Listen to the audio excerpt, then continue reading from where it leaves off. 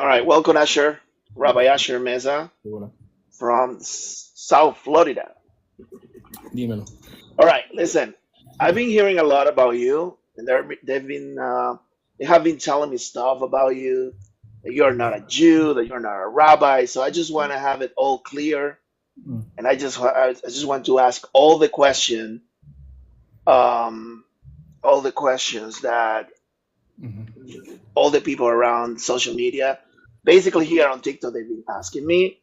So the first question that I have is about your background credentials, right? Can you describe briefly, like your journey to Judaism? Like, what were you before? How you converted, and specifically your conversion, your Orthodox conversion. Sure. Okay. So I was born in New Jersey, actually in Passaic. Right. I'm not trying to make something out of that. When I was born in Passaic, it wasn't like Lakewood. It was full of Cubans and whatever. And I grew up in Miami Beach, almost all my teenage years. And I was born Catholic, meaning I was baptized. My parents were Catholic, like most Colombian parents. My family's from Colombia. And my mother became Protestant when I was around 12 years old. All right. I was a street kid. I didn't really follow suit with anything that she was doing or my dad was doing religiously. When I was around 17 to 18 is when I started looking into religion. All right. I wanted to, in some way, do as much good as the bad I was doing in the street. Right. With the help of, I don't know, TBN and whatever I could find online, I ended up becoming like a missionary for prostitutes and gang members, right? I mean, I would share Jesus, the gospel, all of the above with people who needed it in an area that I wasn't scared to hang out in. After that, I joined the U.S. military. Right. Well, I went to seminary as a Christian. After that, I went to Jacksonville Baptist Theological Seminary and like a few other seminaries, and I got ordained as a pastor. And then I decided to join the U.S. military. And it was in the U.S. military that I got my first exposure to Judaism. Although I grew up in Miami Beach, um, and everybody knows Miami Beach is very heavily Jewish. The first Shabbos meal I went to, I remember like the chaplain of Fort Bragg is kind of a famous rabbi. His name is Rabbi Horowitz. And yeah, I mean, that was my first taste. And then after I got out of the Army is when I started a conversion program in Miami Beach. And the first synagogue I went to in Miami Beach was the Sephardic Jewish Center, Rabbi Benarosh. That was the first Orthodox synagogue I went to. And that's the first person I started learning with.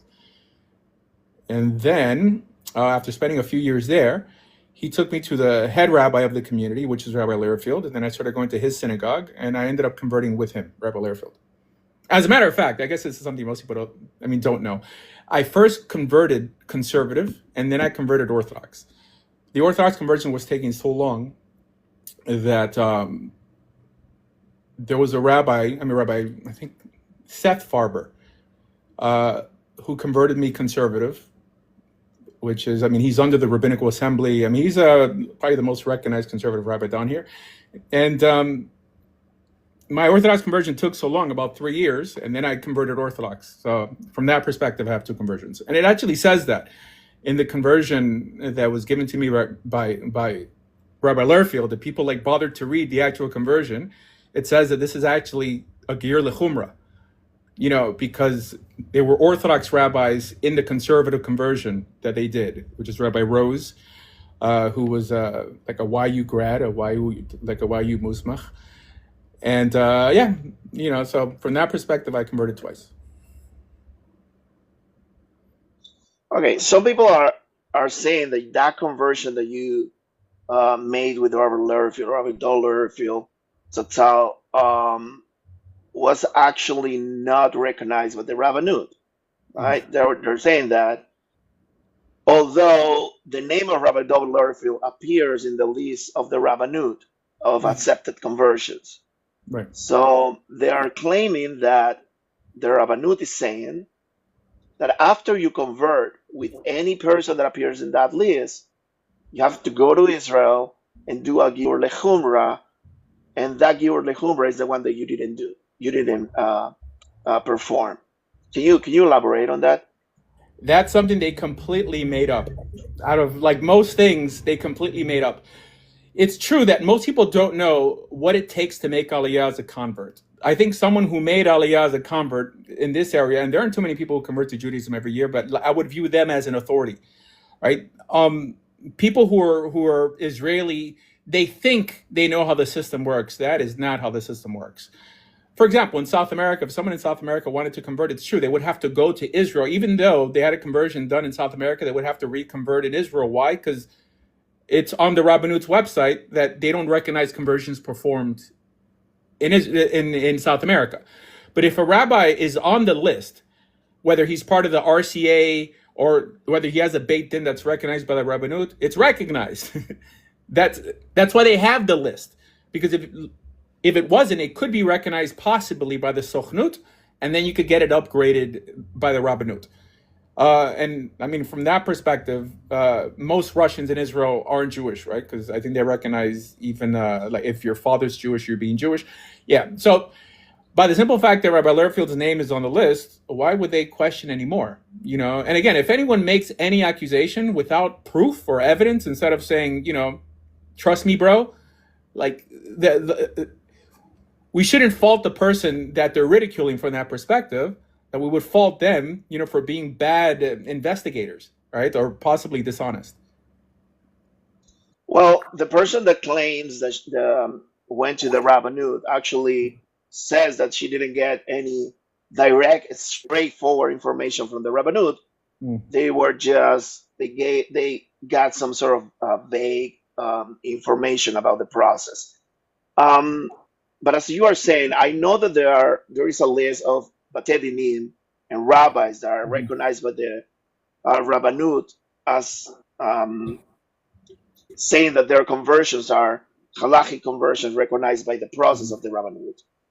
But I also know that there are some rabbis that are not part of the list that are also recognized, and I think those are the rabbis that are case by case recognized by the Rabbanut, and maybe they will need a giur lechumra. But so you're saying that if you appear in the list, your conversion doesn't need a second step, right? Correct. But even if they're not on the list, those rabbis wouldn't do a giur lechumra unless they concluded that the Beit Din that converted you wasn't a kosher Beit Din. It just means that they have to meet with you a few more times, right? Because it was like this with like the students of Rabbi Karelitz, till they actually put their stamp. But it's not that they would say that a conversion done by Rabbi Karelitz in the old days, right, needs another conversion by a bunch of rabbis in the Rabbanut who they understand don't have the weight that the grandson of the Chazon Ish had, right? It would be, them acknowledging that they don't know halacha, or them saying that this rabbi is so careless that he couldn't even follow the procedure for conversion accurately. So it's not that they would reconvert you. They would probably reconvert you if it was, let's say, a questionable, reform conservative conversion, but not one of Orthodox rabbis. Just because they're not on that list. That there's a certain level of respect amongst rabbis, that they're not going to call like a procedure performed in a halachic manner not kosher, unless perhaps they've politicized the whole process and they're doing it for political reasons. But in the academic, like in the yeshivish world, it doesn't work like that. Yeah. All right, guys, if you can just tap and share the live and like the live, so we can get more viewers here.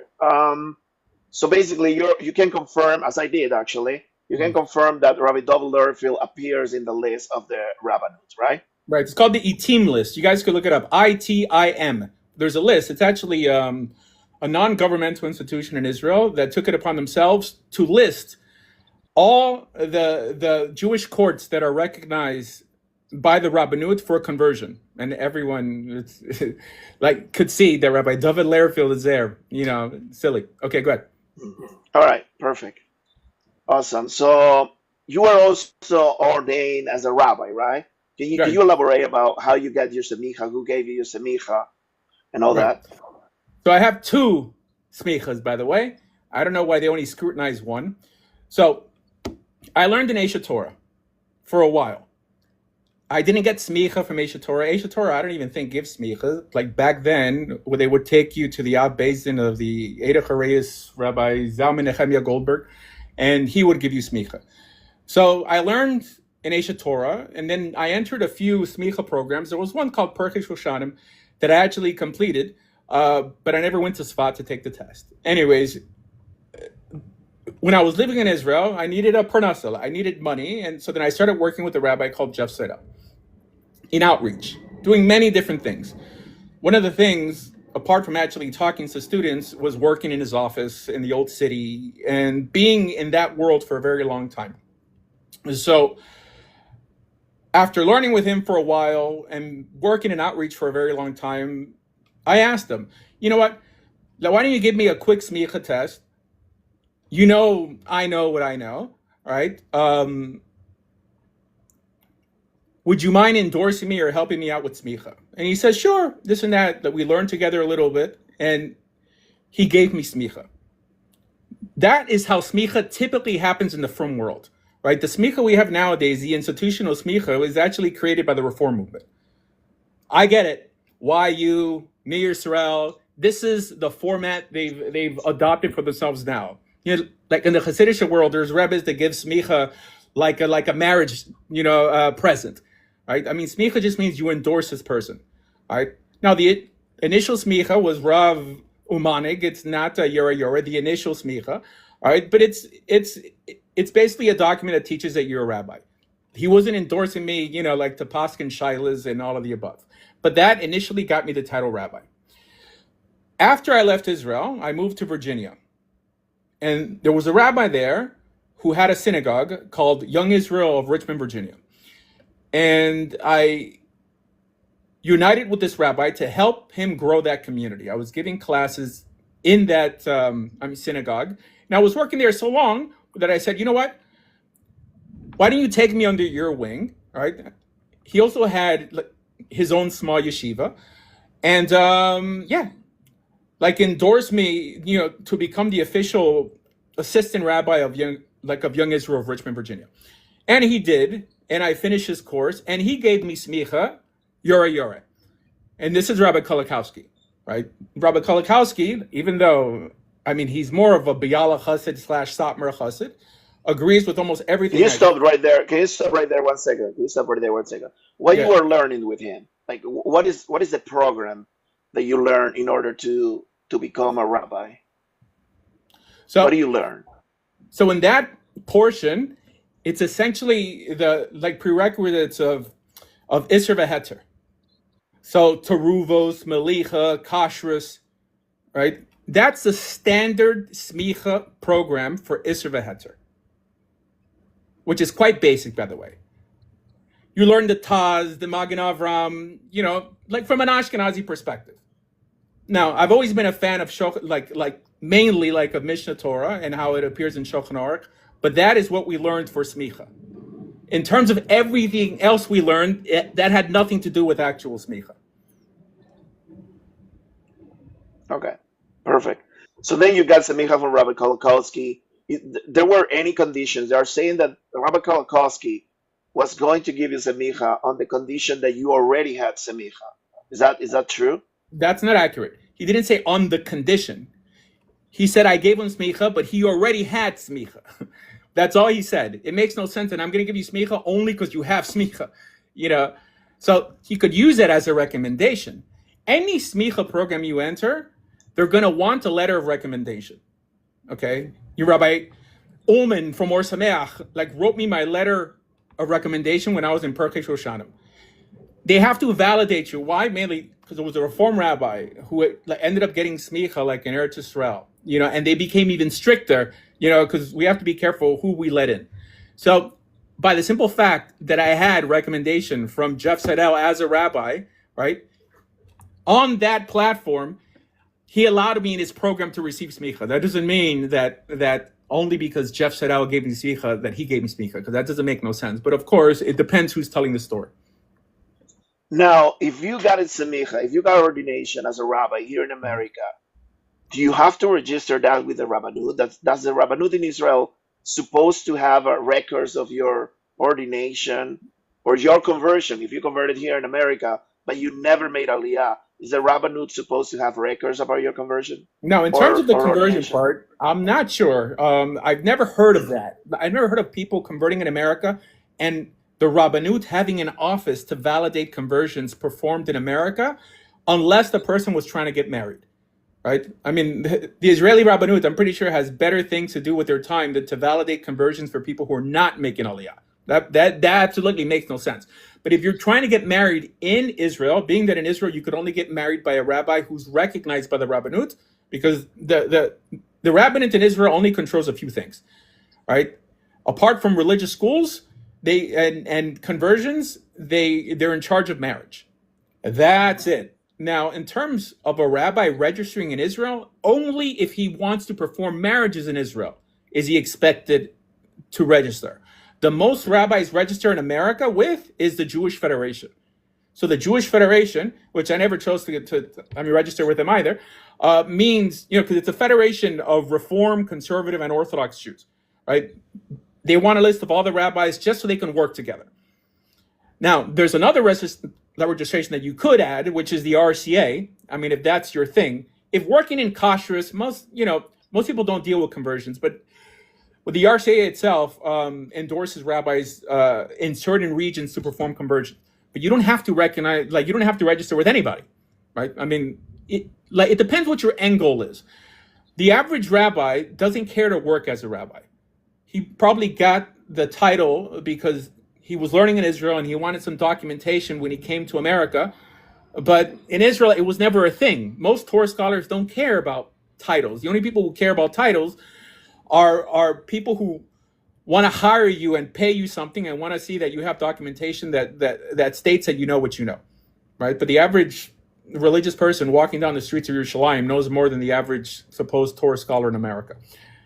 So, I have the documentation. I never bothered to register with organizations because I'm not in that business. I don't work as a rabbi. I'm a systems administrator. I work for a living. I don't get paid, for teaching Torah. Now, will you consider yourself fully recognized as a rabbi in mainstream Orthodox circles? I think so. If that recognition is based off of documentation and knowledge, then yes.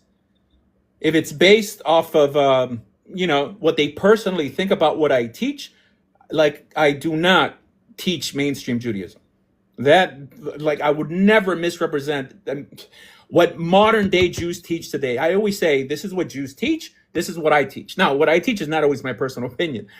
It's typically based on something. Okay, but I'm not going to say that my opinion is the only opinion because it's not. Right? I take a more Ashkenazi approach. I'll give you 5 different opinions and I'll tell you to do whatever your rabbi tells you to do. Okay, but I'll give you my opinion. So, I don't know what that means. I think that if you went to your average, Litvak, I mean, someone who learns in Panovich, like a student of Rav Shach, and you ask them, is this Chabad rabbi a rabbi? They would say, not only is he not a rabbi, he's a heretic as well. And this goes back and forth, between Satmar and Chabad. And, so it's this notion that every rabbi pats themselves on the back. Hey, rabbi this, rabbi that. It's not even true. Even Orthodox rabbis call Reform rabbis rabbi. They don't play this game that people play in the layman world.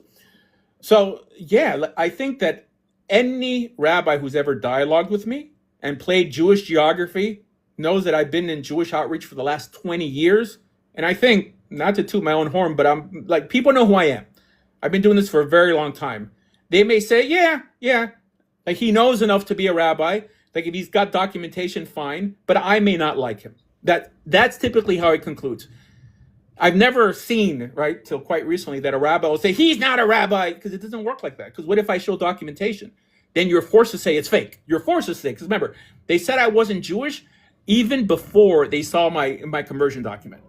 They said I wasn't a rabbi even before they saw my ordination certificate. So right when you take this leap, now you have to continue the web of lies to show that you just didn't jump the gun. I would say that most Orthodox rabbis who talk to me understand that this guy knows more than most rabbis. Yeah. All right, guys, please tap the screen and like the live.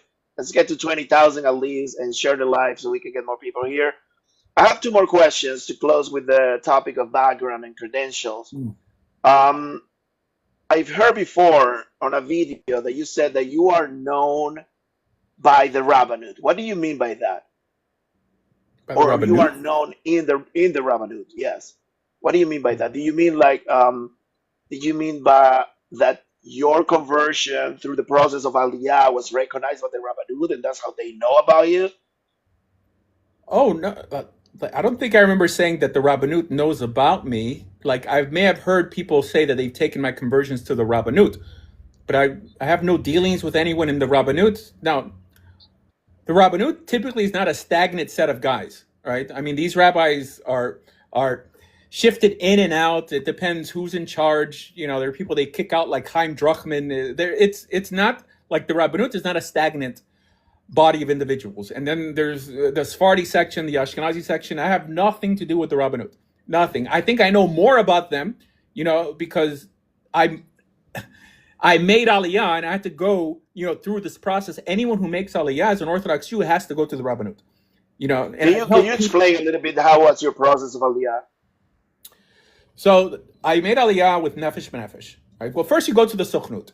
So the Sochnut is a Jewish agency. There's probably maybe 4 or 5 Jewish agencies. I know there's one in Florida, one in New York, one in Atlanta. That's where you start with Aliyah. They're the ones who give the green light to groups like Nefesh B'Nefesh to help you with the procedure. Now, Nefesh B'Nefesh is a private organization. The reason it's so beneficial, at least back then, to make Aliyah with Nefesh B'Nefesh is that they give you money to start out. Now they give you much less. And this is a part from the Sochnut. The Sochnut also gives you money. I think they give you $250 a month. They set you up in an absorption center. I couldn't utilize the absorption center because I made Aliyah with a dog, and they don't allow dogs in the absorption center. And they take care of your ulpan, and they will even give you a trade, right? Now, Nefesh B'Nefesh will take care of all the paperwork. They just tell you what you need.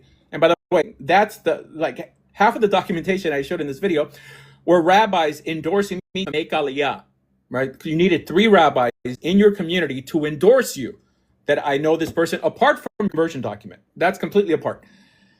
That says not only did this person convert, he's a member of our community, and these are rabbis from different synagogues. So that just shows how hard a convert has to try. Right? I don't think the average Jew, could name 2 rabbis in their community. They probably know the rabbi that they like, but converts have to try a little extra hard. So once your Aliyah is approved, right, then you can make Aliyah from Israel. But I made Aliyah when I was in America. Right? I first learned in Israel, and then I came back to America, and then I made Aliyah. They pay for your plane ticket with El Al. That's like the rule. And you make Aliyah. You put your stuff on a lift, on a container. What do you mean when they approve your Aliyah? What do they have to approve? Who has to approve it?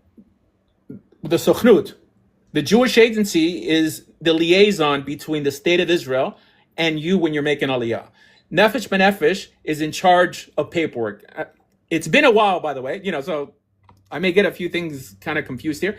But Nefesh B'Nefesh is there with a counselor to meet you, to walk you through the whole procedure. The Jewish agency is typically, they have a representative, in this case, Miami, that represents Israel, not just for issues of Aliyah, but for many other issues. So you're basically working with Nefesh B'Nefesh and the Jewish agency. When they approve your procedure, it's going to be the Jewish agency that tells you you're approved. And Nefesh B'Nefesh is going to make sure that you have all your documentation that you need for that approval, right? And they're also going to help you with trying to find a place to live. They will encourage you to go to Israel on a pilot trip to find the house or whatever. Yeah, so when you get approved, then you get a plane ticket and they give you a visa, right?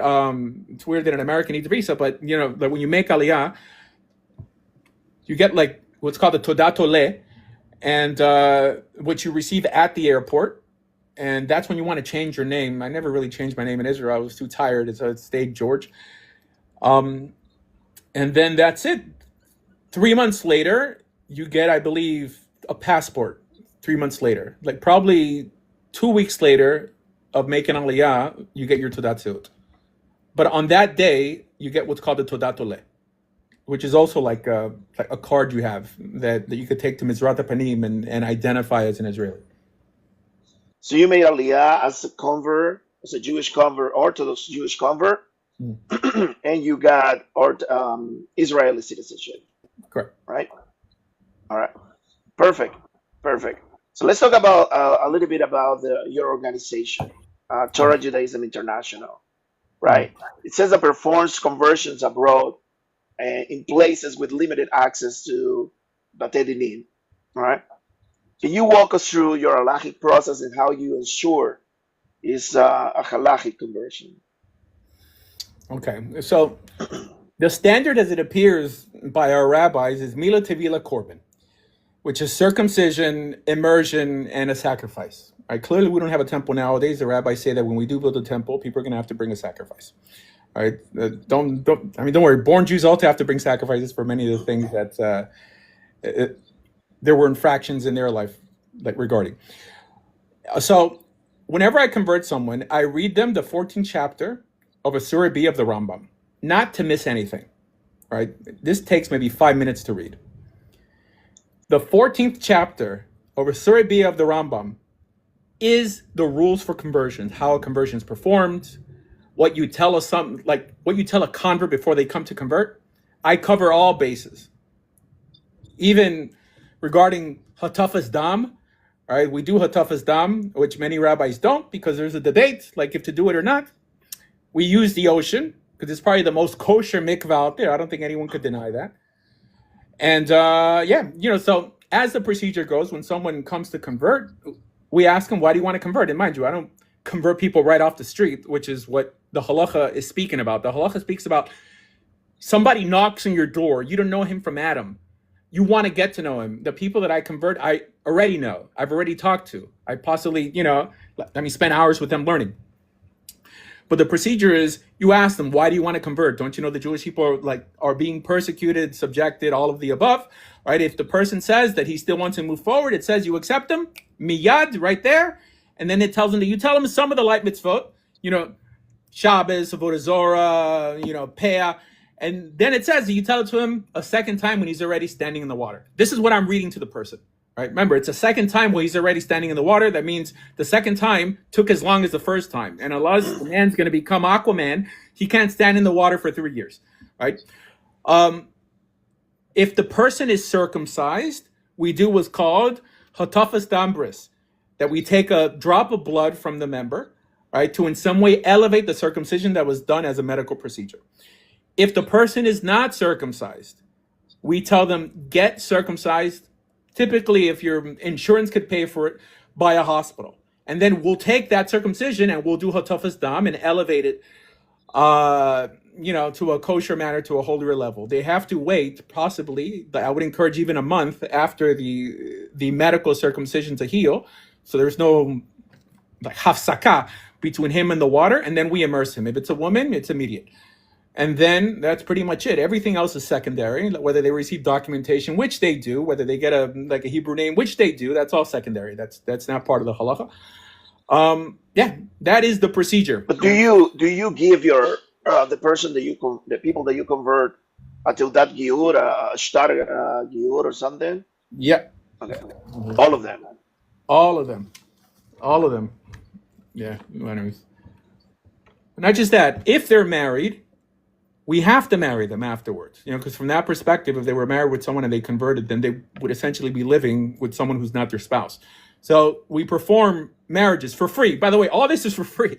It costs us money. And when we go to India, right, I pay for the bulk of the trip, but it's partially subsidized. Right? I mean, we bought Torah scrolls. I'm not super wealthy, but I give what I can.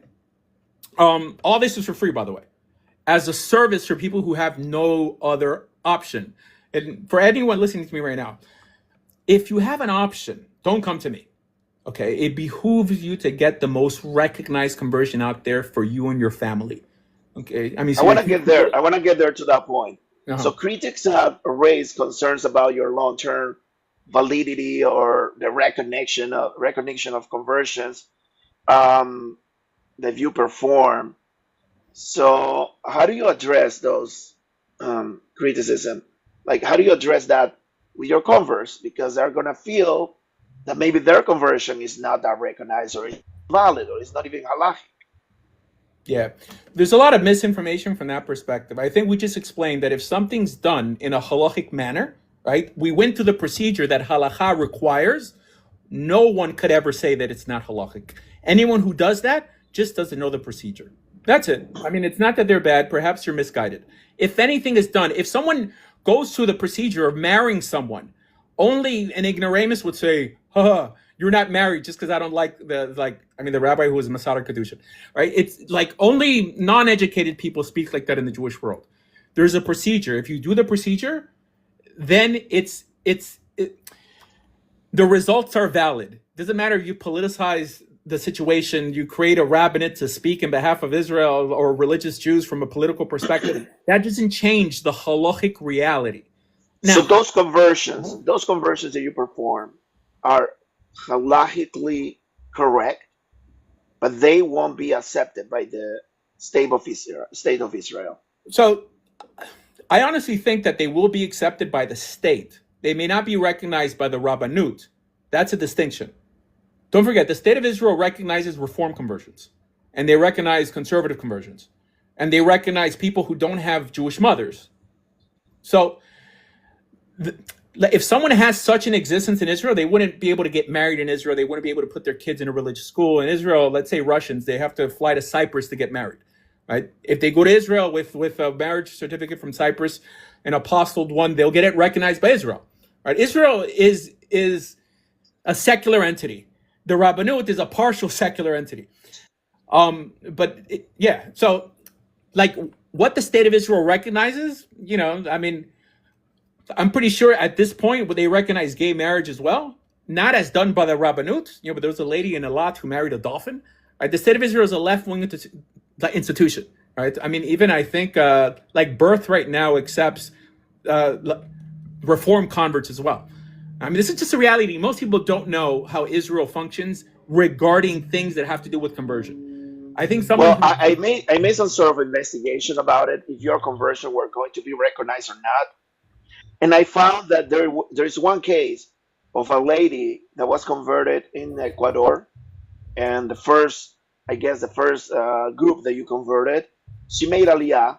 Actually, I don't know the process how she did it, but she had your conversion, and actually she lost her life by a terrorist attack in Israel after she went there.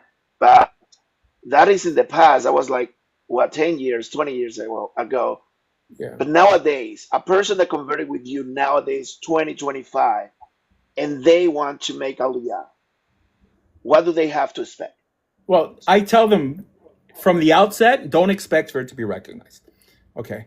Making aliyah should never enter the mind of someone that's converting as the completion of their religious existence. If you want to make aliyah, fine. Okay. I think that you should strive to be the best Jew you could wherever you are, Ecuador, Brazil, Miami, right? Because the exile needs Jews as well. Are there benefits to making aliyah? Yeah, there are benefits to making aliyah. From that perspective, don't come to me, move to a Jewish community, okay? Go through whatever procedure, pay whatever they tell you, and get the most recognized conversion out there. I hate performing conversions. Why? Because I'm one person, and I can't fight against all the lashon hara that comes my way, especially on the people I convert. However, if someone wants a procedure done in a halachic manner, I will do it for free. However, I will tell you that if you have a local Beit Din, go to your local Beit Din. Don't involve me. As a matter of fact, when I went to India, everyone was stopping me. Don't go to India. Don't perform conversions there. I'm like, fine. I won't go if you go instead. Or if you find another rabbi to go. They're like, we're not going to go. So I'm like, you have these poor people keeping Torah for decades, right? Israelis who go there are saying, like, Akum Shishav Taib Mita, you're a Gentile. You can't keep the Sabbath. You can't do this. I will go there, build them a mikveh in a community and convert them because no one else will. But I'm the bad guy. Okay? It's absurd. I don't want to do conversions, right? I'd rather someone else do it, but no one else wants to do it, especially for people who really need it. I'm not talking about people who live in Muncie already, someone who happens to grow up Puerto Rican in Borough Park. I mean, people who live Torah, but they live in a majority either Hindu, Muslim country, right? Or even Catholic country, right? And they have no option but some Colombian rabbi from Miami who's willing to fundraise in their behalf and make their dream a reality. And that's where I step in. So in conclusion, you don't know, or you are aware that your conversions probably won't be recognized by the rabbinut, but you just tell your converts to try and see No, what I is don't tell them to try. I never tell them try with the rabbinut. I said assume it's not going to be recognized. Assume it's not going to be. So you are recommending to perform another type of conversion if they really want to go to Israel? Well, even if they want to go to a regular community, if for some reason anyone has an issue with the conversion that I performed, right, or if I converted you, right, and someone is telling you, just in case, let's convert you again, convert again. I mean, what's the big deal? Okay, I mean, it's still the benefits of having a recognized conversion outweighs the benefits of not having one. Okay, I'm not gonna play this game, although it's a bit stupid on their part. Okay, fine. Right. I mean, I don't know what they're thinking, that I'm converting people in a bathtub, especially like when I record these conversions, so they see like what's taking place. I don't know why someone would assume that a conversion done in the ocean is any less kosher. It's actually more kosher because a mikvah could be not kosher, but no one's going to say that the ocean's ever not kosher. But anyways. So why not redirect them straight to those conversions that are going to be, widely accepted? Why to perform them then? Oh, because I only perform conversions for people who have no option, meaning you cannot convert to Orthodox Judaism unless you move walking distance to an Orthodox synagogue that is willing to endorse you. So if you live in Oklahoma and like in a little town in Colorado and you want to convert, you call me up and I'll be like, you have no other option and you really want to be Jewish, I'll convert you. On the grounds that you're going to try to like build a community where you're at. Because I always tell them, go on Craigslist, like advertise Shabbos meals, take a room out of your house and make a synagogue out of it. I have videos on how to build your own synagogue. Yeah, for sure. I mean, I just told you right now, whoever wants to convert, go to your local, get the most recognized conversion out there, right? Because your local synagogue might be a Reform synagogue. Get the most recognized conversion out there. However, I will provide a service that Jews, by the way, have been always providing, because it says in the halacha that in the times of the Sanhedrin, right, that there was a time that the Sanhedrin chose to stop doing conversions, and hedyotot, laymen in the street, people like me, okay, because I don't think anyone nowadays thinks that they're on the level of Rabbi Akiva or someone in the Sanhedrin, took it upon themselves to help officiate conversions.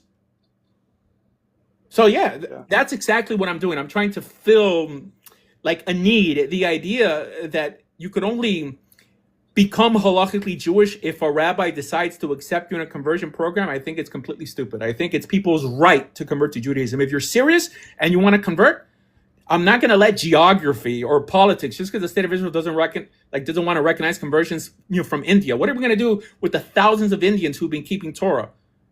What? So because Israel has politicized conversions, I have to let them, be like die as Gentiles? Nah. Not on my No, you were saying before that you don't charge, right? But right. I've seen on your website that there are some crowdfunding options for conversions in India, conversions in Latin America. So is there some sort of payments so you can you elaborate on that? Because why do you have crowdfunding for conversions on your website? So just like any nonprofit organization that does things free of charge, right? Especially if it's sponsored by a wealthy businessman, let's say, but still has an option for people to subsidize these initiatives, subsidize them. That means if you want to contribute, the initiative is moving forward regardless. Okay, India was planned before we started fundraising for India. But the idea that if someone wants to help, I'm going to be like, no, this initiative could only go forward if I pay for it. It's kind of absurd. I think people want to share like in the mitzvah, right? I mean, they want a bracha, in the sense that they feel that they're helping other people convert, So yeah, I mean, that's the only. I don't think anyone would view that as charging, just because if someone wants to help, they're like, hey, let me sponsor a Sefer Torah. Because the needs of a Jewish community are unreachable when you deal with people from India that we deal with. So the people in India that we deal with are the untouchables, like the people who are called Dalits. the poorest of the poor. Now, I mean, I may have some money, but I don't have the money, to keep these communities, or at least to get them started where they should be with tefillin and I mean, sidurim and sifrei Torah and mikvahs. Okay, so this is where people come in, and if they want to donate, they're free to, but the initiative goes forward, like whether they want to donate or not. All right. Can you tell me a little bit how do you prepare candidates for conversion? What is the process? How long does it take? And how do you stay in contact with them after the conversion? Mm-hmm. I don't have long conversion programs. I don't even think like my whole initiative could be labeled as a program. People reach out to me online. Typically, my students. There's some synagogues. There's a synagogue in Mount Dora, Orlando, that all their converts they sent to me. There's like 3 other synagogues that do the exact same thing. They send all their converts to me because they don't want to put their name on something. Conversion is a very controversial business. So I'm doing the work that other people don't want to do. Most people in your synagogue that you wouldn't even know are converts, but the only one who knows is the rabbi. And that's really essentially what the only one who should know in terms of marriage and, babies being born and, having a pidyon abandoned. You have to, at least the rabbi has to be able to validate the person like is converted or not. So I typically, it would take about 2 weeks with me, 2 to 3 weeks of me actually being in contact with the person. That's typically how I do it. With groups like India, it took 3 years, meaning I learned with them for 3 years online till I was able to get the money together to actually plan my first trip to India. And that we made 3 trips to India of 1 month each, like in the last 4 or 5 years. So I would say typically about 2 years. 2 weeks with me actually talking to me. All right. And what do you think about those Batei Dinim that have different processes, right? Some they tell you that it's going to take a year. Some tell you that it's going to take 3 years. Some even after you convert, they hold your conversion documents until they are sure that you are going to be a good tzedek, right? As they say it. Right. What do I think about it? I think that, honestly, I don't mind the conversion taking 3 years as long as it's possible. Okay. I think that the benefits outweigh the crap they're putting you through. Do I think it's excessive? Yes, I think it's excessive. But I'd rather have that than have nothing. Okay. We know that the standard in the Talmud is about a day. The standard in the time of Shulchan Aruch and the Rambam is about a day. Okay. For whateger reason, if people want to make it take longer, it's kind of weird. I'm not saying they're breaking any halacha. I mean, they might be breaking the mitzvah of a ger lotone or vaftim at the ger. But you won't hear me fighting against that. What you'll hear me fighting against is people outlawing conversions in certain regions, nullifying conversions, saying, I don't like this rabbi, thus you and your whole family are Gentiles. That's what I fight against. In terms of it taking long, look, I mean, if you want to be like an exclusive little club, then like do what you want. But if you tell me that you're not going to accept converts, like let's say the Syrians, then I would call, for people to put a cherem on you. All right. Have you ever had to reject or reverse a conversion to anyone? I mean, sometimes I wish I had the power to, but it's just not halachically possible. But just like if you happen to be born of a Jewish mother, right, you will leave this earth as a Jewish person legally, according to halakha. So if you convert yesterday, right, and today you're worshiping Baal Peor or whoever, you're like a Israel Meshumad. I mean, you're like a heretical Jewish person. You're still Jewish. You can't. It's just not possible. That being said, I mean, the Rabbanut, and this is where politics comes in, did start a trend. I mean, started, I think, in the 60s by Rabbi Shlomo Goren of reversing conversions. This is why when you begin to politicize religion, I mean, it's not the politics you're embellishing, it's the religion that suffers. But what about turning away somebody that is asking you to convert? Have you Oh, ever done it? 100%. 100%. Now, that doesn't mean that if they end up converting with that weird idea that they're not kosher converts. Like, if for some reason, I don't know, you know, I got someone who's Natura Carta and wants to like march around with the kafir on their head. I rather not bring that type of person into the Jewish people. If for some reason you chose to convert them, they would be a 100% kosher convert. Okay. I think that we have a responsibility to vet people. However, the halacha is that if you don't vet them and they still convert, they're still Jewish. Right? I mean, I have my personal dislikes as well. Right. The problem is I'm not going to disqualify conversion just because I don't like somebody's politics. Okay. I may not be involved in that conversion, but the conversion is a legal process. And I'm not talking about the state of Israel legal regarding halakha. If you do it, if you go through the procedure, you are a convert. That's how it is. Just like marriage. Marriage has nothing to do with intentions. You need no kavana to get married. If you go through the procedure, kesef shtar bia, whatever, you're married. And this is what people don't understand regarding conversion. Now, in your personal opinion, what is the standard or what are the characteristics that a person needs to have in order to be rejected for you to perform a conversion for that person? Oh, we have a mitzvah of Yeshivat Yisrael. We have to build up the Jewish people, establish the Jewish people, like in this sense for success. Why would I bring some chomo into the Jewish community or someone who's going to leech off the Jewish community? I want people to bring luster to the Jewish community, 100%. So clearly, I acknowledge that it's quite pricey to be a Jewish person in America, let's say. If you're starting your own community, that's something else. If someone doesn't have the resources to even purchase kosher food, I can encourage them to become a vegetarian. But I know there's some people who are not ready to become Jewish, and being Jewish is not for everybody. It's just not, I mean, some people are not emotionally ready or psychologically ready or mature enough to be a Jewish. I mean, even most Jews are not mature enough, to call themselves Jewish religiously.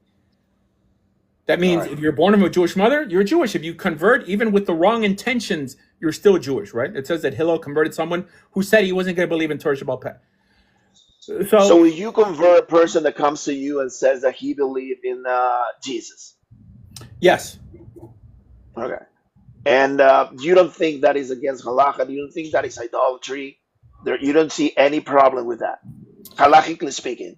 So I did at one point.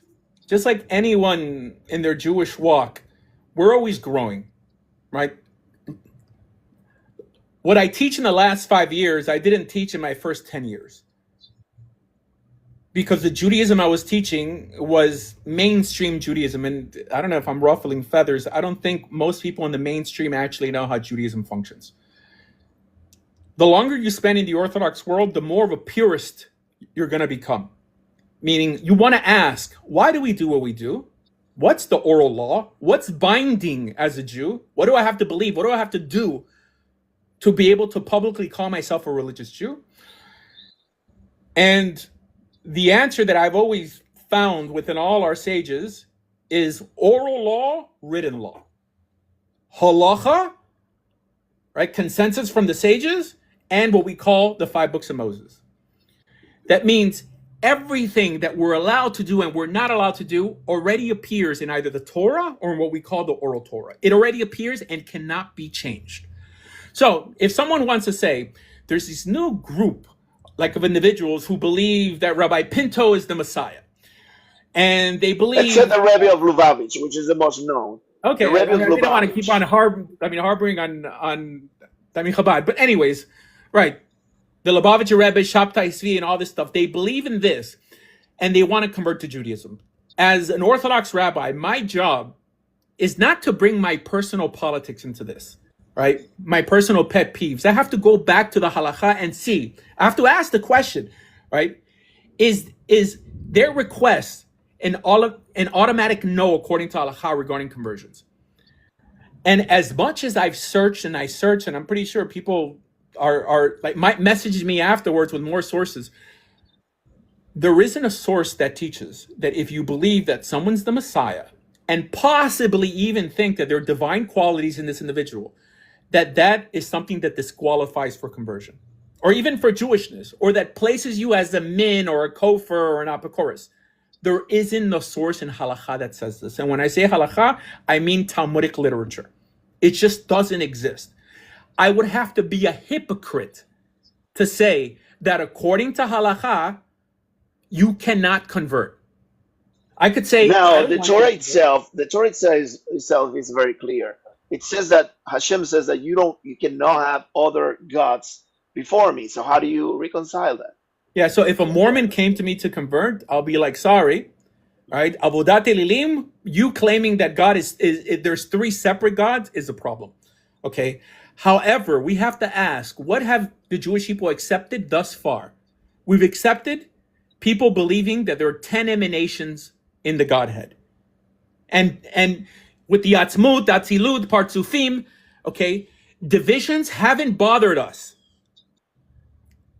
It seems a bit hateful and dishonest to say now it's going to bother us regarding Jesus. So that's what I always ask. If I have to tolerate this group of people, and the rabbis are tolerating this group of people, and I see this other group who wants to convert, who believes the same thing, and I view it as less dangerous, how am I going to set a different standard and still claim to be honest?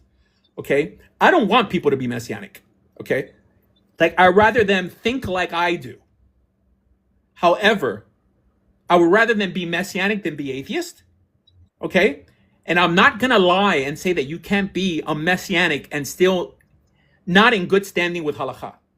You absolutely could be. And I think that messianics, just the way they behave, they show that they would only add luster to the Jewish people. They would help us shine even more. And this is why I do what I do. And I would challenge any rabbi to show me, according to the actual text, where what I'm saying goes against what Chazal say. It doesn't. I mean, don't forget, Shabtai Zvi, right? And nowadays, it's a dirty word, but when he was alive, the majority of the Sephardi world followed him, even when he said he was God himself. Kabbalah or Gnosticism has permeated Judaism, right, from even before the time of Jesus. Wait, These but that ideas existed. I want to understand this. Let's use the example of Shabtai Zvi, that he also thought and claimed that he was God himself. Right. He not only was the Messiah, he was God himself. He married a Sefer Torah. He did all these crazy things.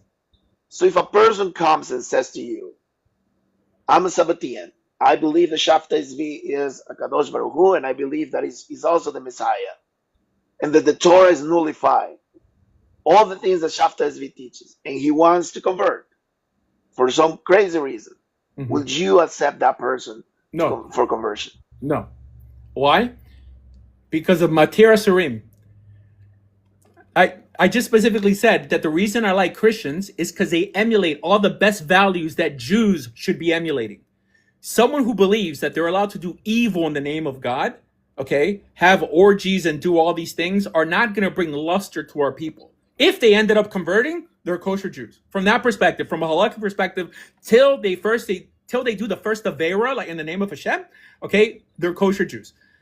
However, we have the discretion to say, I don't want this person to join for X, Y, and Z reasons. I don't see, in terms of their behavior, I'm not talking about Catholics or Jews for Jesus or people who don't try to emulate a Torah lifestyle. If someone says Jesus was an observant Jew, and I want to try to emulate the practice of the early Nazarenes who were Jewish, I would. So where are those practices? Where are those practices that no. supposed?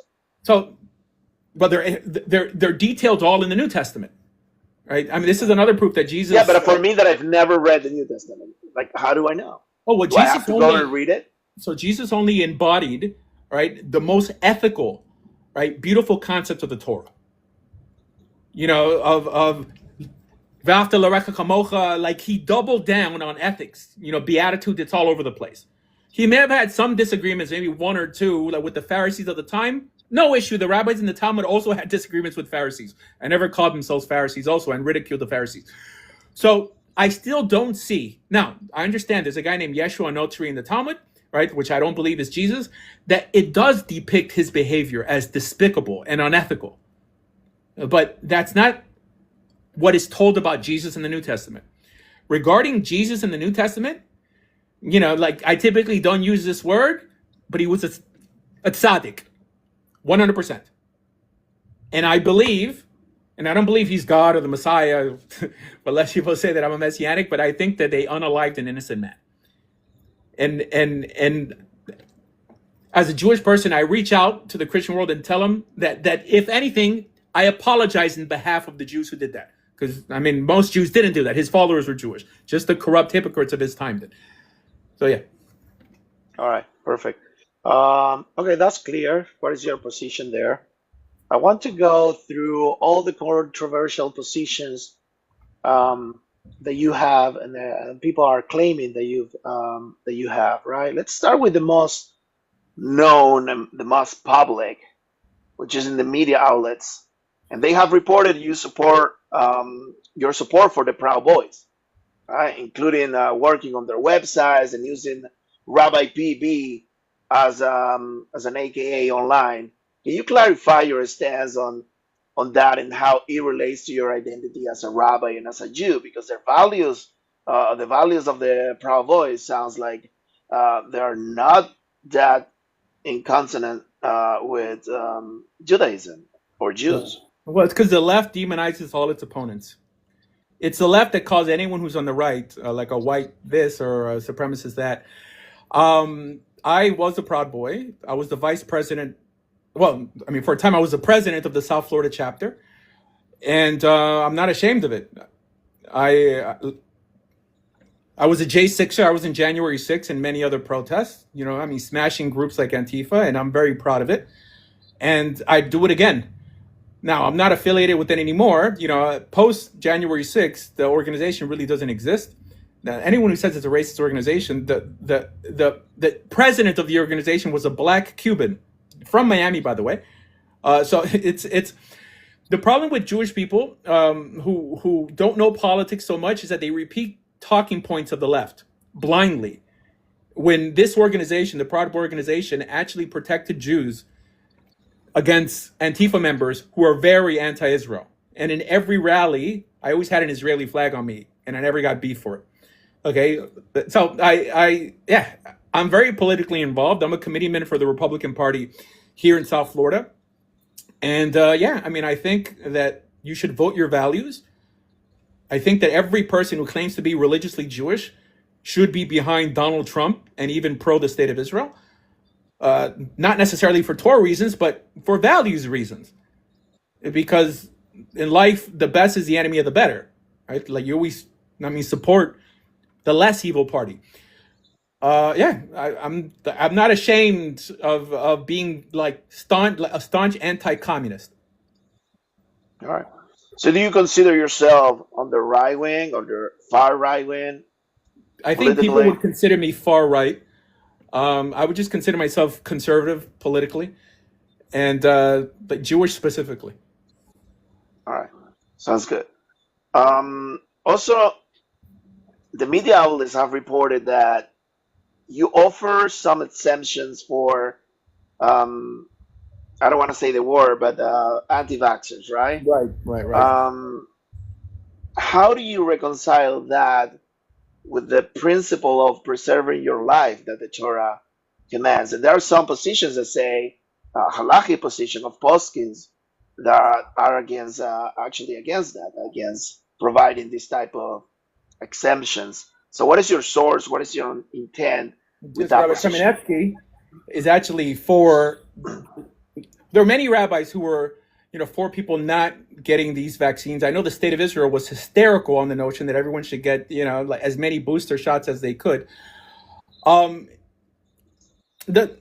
question is, did this really preserve your life? To date, I gave over 20,000 vaccine exemption letters, and I've saved thousands of people's jobs. And I wasn't the only rabbi that appeared on my document. On the document I would give out, I had 5 other rabbis, Orthodox rabbis, who were standing behind me. And it was rabbis on this platform that in some proud manner called me out, from being an anti-vaxxer. Now, I'm not an anti-vaxxer. I actually took the first shot, right? And now, they have to eat crow. The idea that people should be forced to be vaccinated or lose your job or your kid can't go to school. That's what my paperwork said. It never said that we're against, any form of vaccination. We're against the coercion that you can't feed your family unless you get injected with this untested, solvent into your body. And for some reason, I don't know why all these other rabbis are not ridiculed for standing up and writing their own exception letters during the pandemic. Why didn't they? Because they're a bunch of cowards. They're a bunch of cowards. So I'll take the heat for that, and I'll take the heat for many other things I do, right? I think it's a blessing when people hate you for doing the right thing. But yeah, I've helped a lot of people. All right, some critics allege that you have posted content or responded to critics, but you've done this during Shabbat. So are you a Shomer Shabbos? How do you respond to these critiques and those screenshots that has been posted online and all that? Yeah, so I've never responded to anyone on Shabbat. I've never, gone on a live on Shabbat. I do have a few websites that all day long repost my videos all over the place. I'll tell you, like the main one I use is called repurpose.io, that every hour posts 5 videos here, 5 videos there. So unless someone has a video of me on a live, like I hear that all these people are on live from Daniela and everything on Shabbat. This is what I hear. Okay, please let them show that audience. Unless I'm in Israel. Sometimes I'm in Israel and it's not Shabbat over there and it's Shabbat here, vice versa, or in India. But whatever. That being said, I have no issue with people being on on TikTok on Shabbat. I just don't do it because I'm either in shul or I'm doing something else. I don't view it as a malacha. Okay, I'm telling you straight out. However, if someone's going to accuse me of it, please show some evidence, because I don't. So you don't have problem with another Jew being on TikTok? I have no using electricity. The problem I have is with them insulting other people, accusing people of doing it when they do it themselves, when they don't even know that, like, what's wrong with doing it. They don't know what a malacha is, like avos, toldos. They don't know anything about Shabbat, but what they do, they weaponize Judaism to attack people they don't like. Okay, that's what I have a problem with. But if someone asks me, is using electricity a malacha and Shabbat, I will quote Rav what's his Orbach, for example, like the Tzitz Eliezer. There's many rabbis who say that electricity is not a malacha on Shabbos, right? I'm not inventing this whole thing. That we could have that discourse. I'm all about having discourse. They're all about slinging mud. Okay, that means they could be on Shabbat, and it would probably be better, like, if they had me as a rabbi, like, instead of like the Messianic rabbi, Rabbi Z, right? Because I could actually justify them, like not being bored and not wanting to go to the synagogue and like going on TikTok on Shabbat from a halachic perspective. Okay, but wait, I want to stop you there. Do you mention somebody, Rabbi Z? Are you saying that Rabbi Z is a Messianic rabbi? He's not an Orthodox rabbi? He claims to be a Breslev rabbi. Yeah, it's weird. Like, I've had many Messianics, and Courtney even verified this, that he's a Messianic rabbi. That Rabbi Z is actually a Messianic rabbi who is now chumming up with the Israeli community just to actually get more followers. I don't know why. Maybe to convert them to Messianic Judaism, which I'm all for, by the way. From that perspective, I'm thinking of inviting Z into my organization, to run the Messianic aspect of it, for Messianic Jews. Now, if someone wants to see proof of it, just look up his name and the books he's written. Like, for example, the Kabbalah of Yeshua, right? He's a Messianic rabbi. It's interesting that he puts Rabbi Z and not his actual name, which is like Rabbi Zusia Khalid or something like that, right? But anyways. But Courtney's saying in the comments that he's not a Messianic. He left Messianic. He likes Yeshua. Oh, he isn't Messianic. He just likes Yeshua, but doesn't like Paul. That's what Courtney's saying. No, that's a Messianic. He means that he's some sort of Messianic. No, correct. But there's some Messianics who don't like Paul, and they only teach the Gospels in Yeshua. But he's not essentially like who he claims to be. Okay. All right. Very sad. I would love to have Rabbi Z here and interview him to see what he said about all these claims. There's another thing that they say. They are claiming that you call secular Jews not real Jews, and also that suggested that it could be replaced by converts or Messianic Jews. Did you ever make such statements, and what do you mean by them? Okay, so secular Jews are real Jews in terms of halacha. They may not be living up to the standards laid down by the Torah by the God of Israel, right? According to our source text. Meaning, there's three segments to deal with here. There's being what's called Zer Yisrael, right? If your father is an Israelite, you have tribal lineage that applies to having a piece of property that deals with inheritance laws.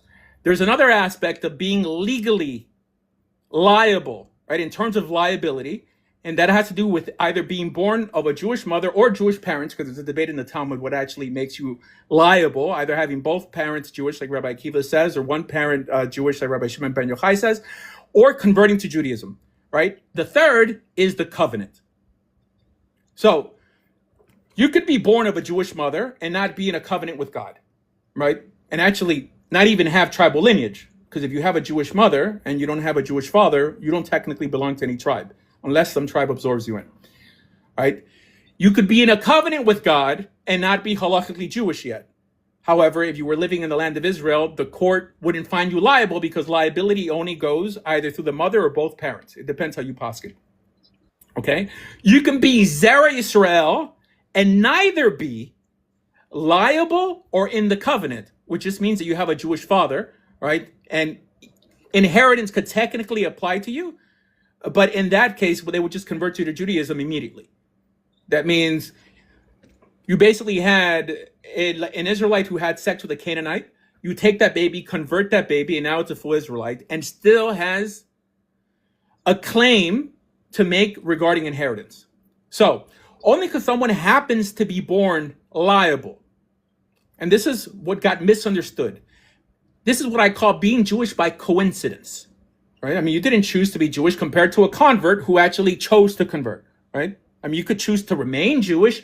You could choose, if you're a guy, to be a Choser B'Teshuvah, to return, okay? But merely being born from a Jewish mother is being Jewish by coincidence or possibly by accident. This has nothing to do with God making accidents, okay? It just means that you didn't choose it. From that perspective, if you don't adhere to the covenant, if you don't adhere to the Torah, from God's perspective, you're essentially a Gentile. Like, you're not part of the klal. You could be legally Jewish according to halacha. Halacha is man-made law by the Sanhedrin. They're the ones who decide that in biblical Israel, people who have Jewish mothers are going to be liable for breaking these laws with the penalties put forth by the Sanhedrin, and people who are Gentiles, because Gentiles are allowed to live in the land to some capacity. If they're living in the land like a Ger Toshav, or they're traversing through, they're going to be judged by the 7 laws of Noah. That all has to do with liability. That has nothing to do with being part of a covenantal people. The covenant, Nasiv and Ishma, that they accepted upon themselves on Mount Sinai, has to do with belief and behavior. Essentially, beliefs that drive you to behave in a certain manner, to keep mitzvot. That's what makes you Jewish from a Torah perspective. That's what makes you say, this is my land and I'm allowed to live in it. This is what allows you to say, I'm part of the chosen people. But merely just being born liable of a Jewish mother, like the rabbis say, not just me, you are kegoy, kekuti. You're equivalent to a Gentile from a legal, from a spiritual perspective. I mean, the Rambam in the 3rd chapter of Hilchos Marmon specifically says these people are no longer part of the Jewish people. Like people who don't live out their Judaism. Now, are they legally Jewish? Yes, their kiddushin is valid. That means they can marry another Jewish person, right? They're, for legal reasons, in terms of punishments in biblical Israel. Now, the Sanhedrin has no authority outside of the borders of Israel, so that doesn't even apply, like in Golos, like in exile, like it doesn't even apply. People get stuck on first stage thinking a lot. They're like, wait, I have a Jewish mother, right? I'm not religious, but I have a Jewish mother, which is an idea that only appears in the Talmud, right? If you don't believe in the Torah because you're not religious, you for sure don't believe in the Talmud. So if you're an atheist, let's say, and you claim to be Jewish, but the only document that in some way solidifies your Jewishness is a religious one, but you don't believe in religiosity, then you can't claim to be Jewish. We could call you Jewish, but you can't call yourself Jewish, right? This is the confusion used by the Zionists to solidify their role in the state of Israel. They claim a land, right? And even a title, even the notion of being a Semite is only if you believe in a biblical character called Shem that even historicity has invalidated. They're all religious claims. Now, I'm trying to fight against ideas put forth, like many people in these Israel-Palestine lives, that we're a tribe first and we're a religion second. Nonsense. If you don't have the religion, you don't have the tribe. We are a covenantal people. That's it. And it appears over 100 times in the Torah that if you do such and such, you shall be cut off from your people. What does that mean? Does that mean that you could be an atheist on synagogue with the like on TikTok with a rainbow flag behind you and say on any religious topic, you hop in, I'm a Jew, so I'm going to speak in behalf of this topic and argue with rabbis like me and say, well, he doesn't know because I was born Jewish. Does that give you the right to do that? Absolutely not. Absolutely not. So are people who are born of Jewish mothers Jewish? Yes, according to Jewish law. That means they're liable. Are they in a covenant with God? Are they part of God's chosen people? All of the above? Are they part of the klal? No, they are not. Now, can a Gentile enter? Absolutely. If a Gentile enters, did that make him part of the covenant? No, it does not.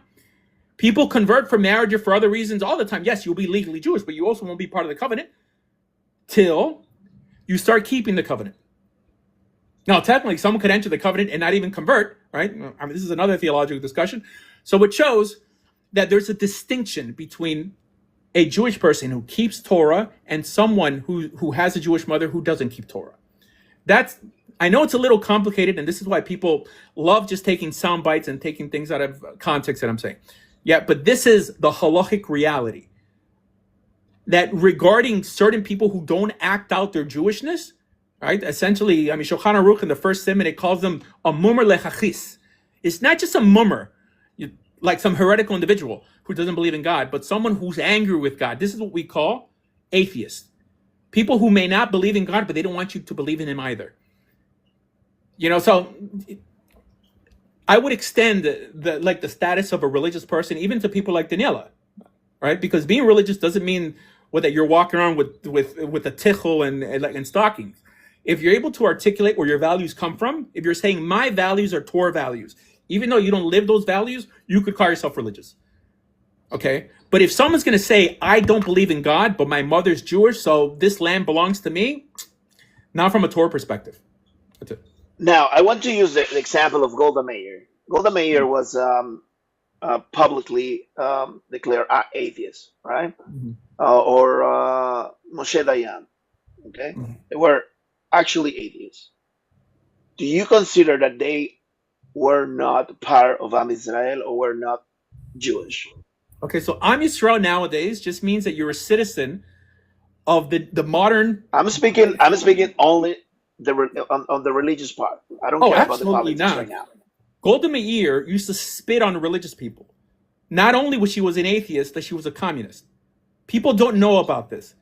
That she was anti-religious. Not that she just didn't care. So now, even if she didn't do that, how can an atheist, I mean, someone who says God does not exist, how can they themselves how can they identify as part of Am Yisrael?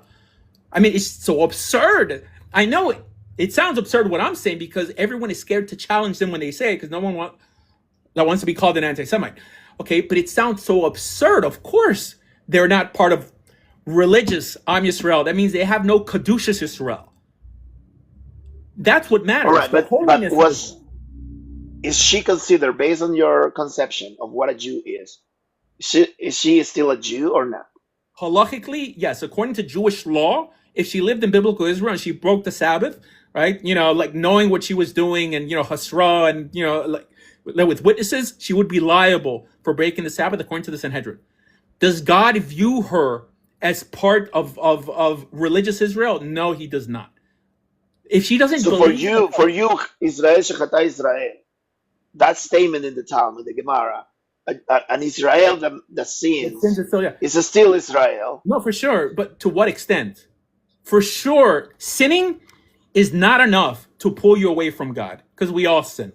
However, someone who denies God, right, that the Talmud itself says that people like this get the worst type of Gehinnom, right? That these people that you could unalive without witnesses, right? This is the halacha. Nobody does it nowadays, right? That the Rambam specifically says they're not part of the Jewish people. This is what I'm talking about, that from that perspective, they're not part of the Jewish people religiously. Now, in terms of ethnicity, anything nowadays could be an ethnicity. You know, post 1948, they gave birth to the Israeli. That's become an ethnicity, right? Like if they want to sing, I'm Yisrael, hi, they're not talking about biblical Israel. They're talking about Israelis, Russians without Jewish mothers. You know, this is what they're talking about. And that's their right. They can say that. They really shouldn't say Israel, you know, because when Gentiles hear Israel, they think biblical Israel. When a Jewish person thinks Israel, they think a secular country that was essentially founded to be atheist, only came into existence because Stalin thought that it was going to be another satellite communist country, right? That's not what they're thinking. And that's why there's a bit of a disconnect. And it's called misappropriating someone else's religion.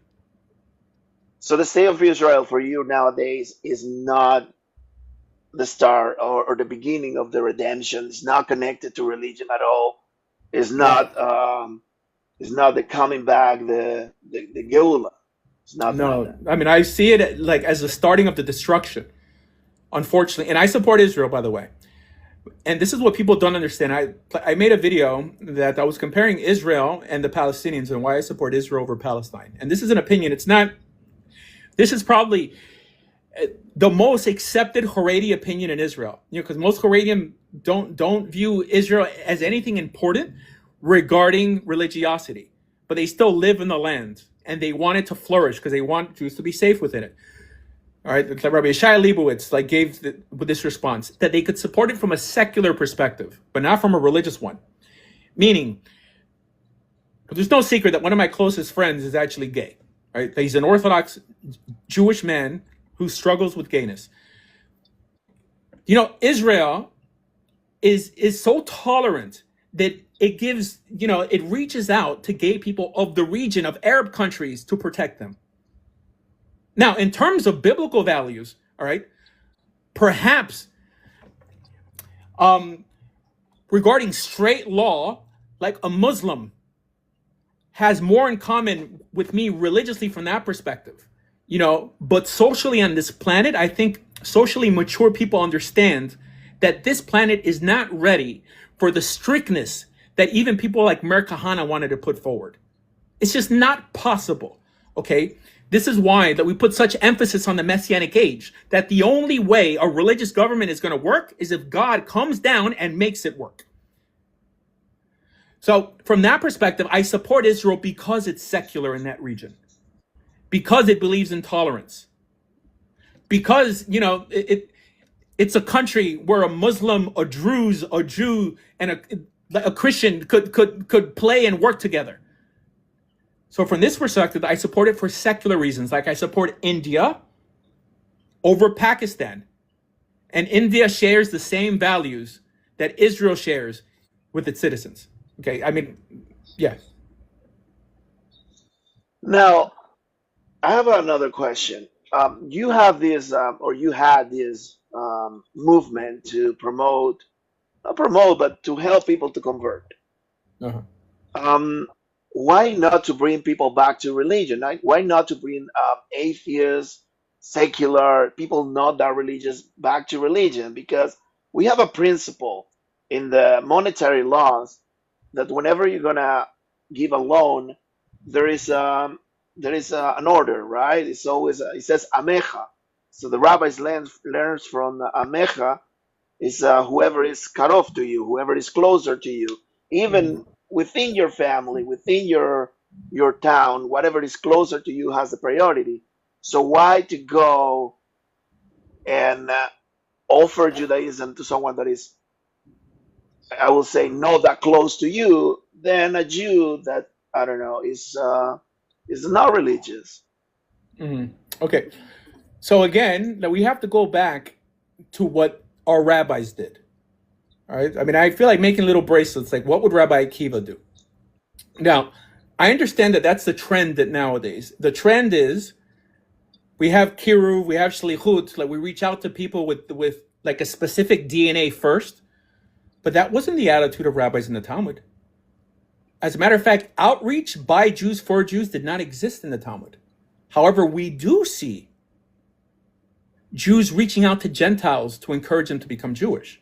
Statements like Wait, but that also applies. Hold on. But that also applies to converts that are not religious anymore. Converts are, when OTD of the derech. So how do you why just identify the people of the derech are just for Jews?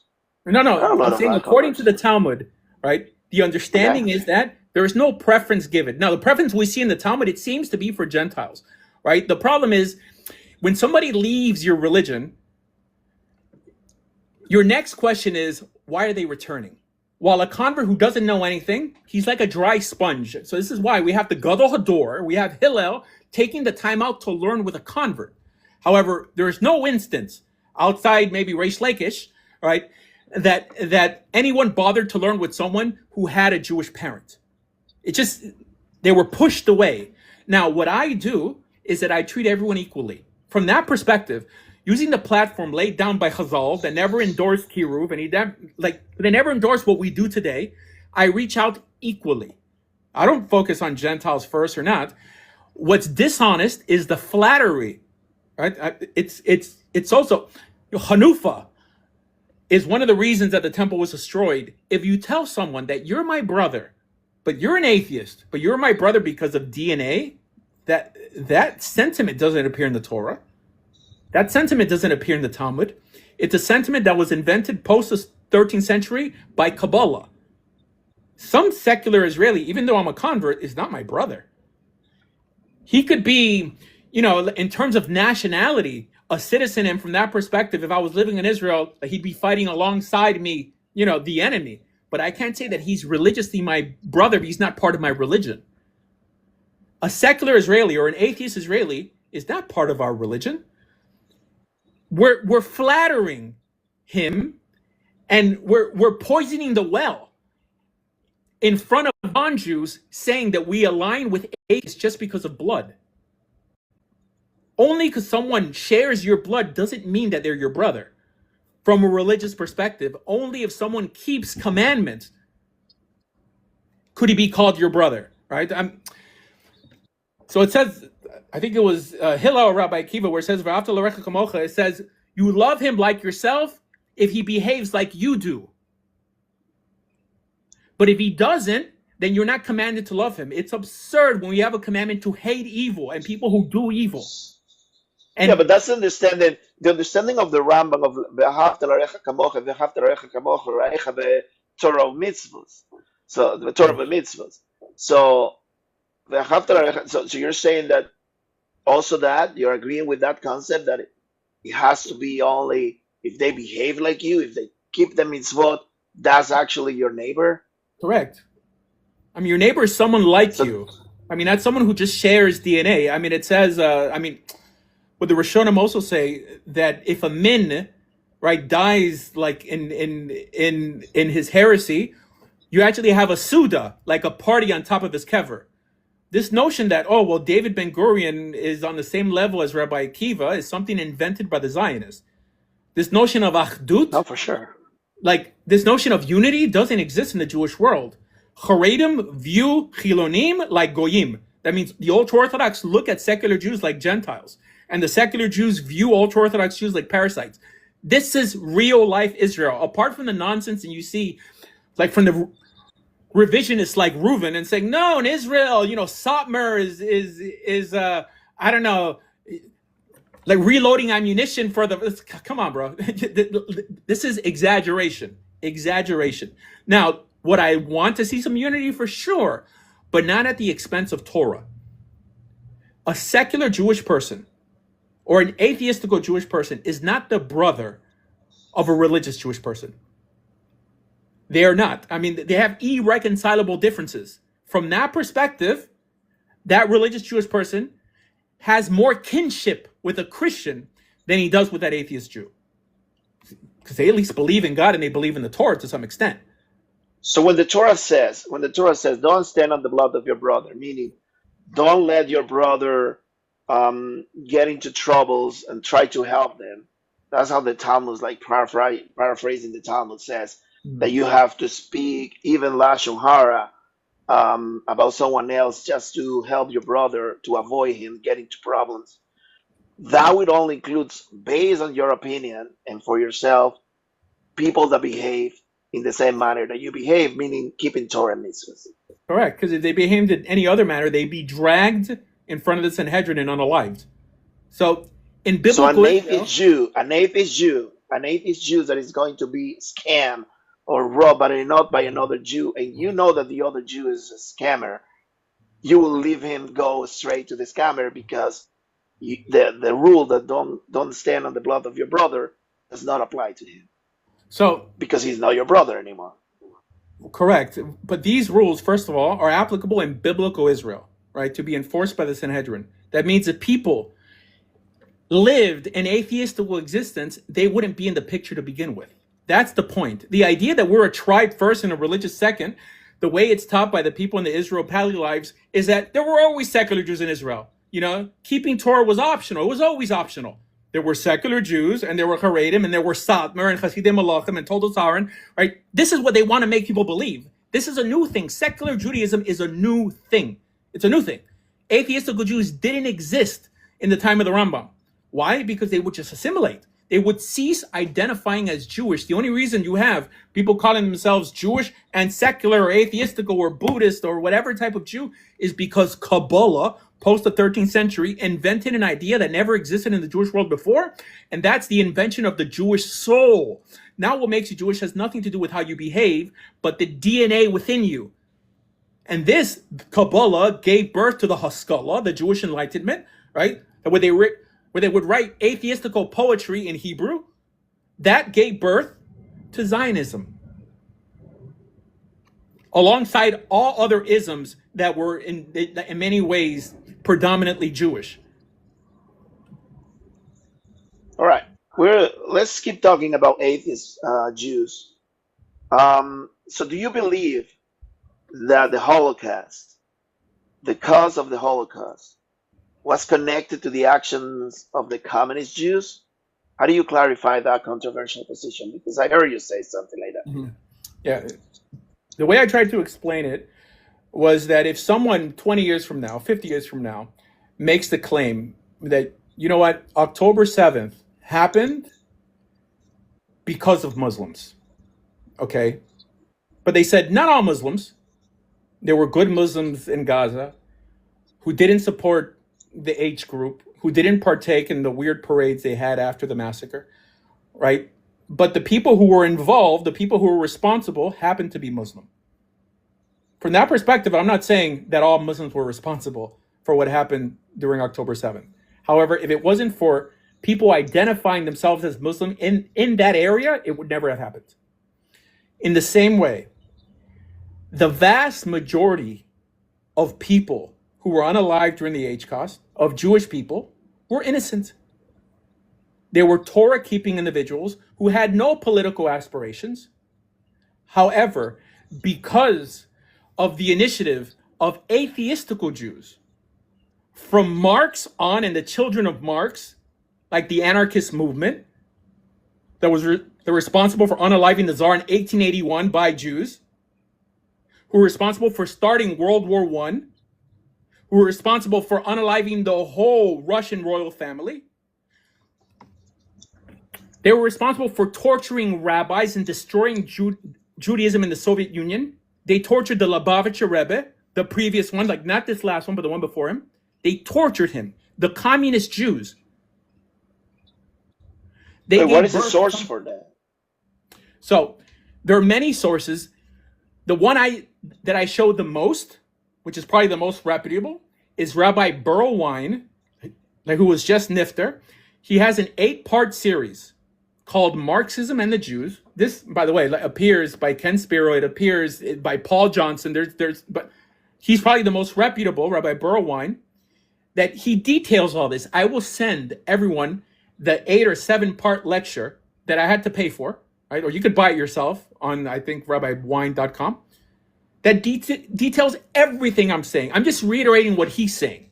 Now, someone will say, well, that's a Yahtzee talking point. So Sounds pretty much like that. for sure it sounds like that. But you're saying that only because someone who happens to be a Yahtzee gathers information from a Jewish website, well, does that mean that we have to toss it out as false? No. Or does it mean that he's just using our own material against us? Not to mention that the Torah states this, that when the Jews suffer nationally, it's typically always for something we did. You know, the prophets say this constantly. If I say it, if the Chafetz Chaim, Rav Moshe Feinstein, like Rabbi Yochanan Wasserman, if he said that communism, okay, was the major part for Jews being disliked, and like at that point in time, right, I'm the wrong one. I mean, just because it doesn't go along with the narrative put forth by the Israelis and the Israel-Palestine lives, right? You know, because it hurts their claim, this notion that Zionists are in some way innocent, and they're not, by the way. So I don't understand. If it's a Yahtzee talking point, then disprove it.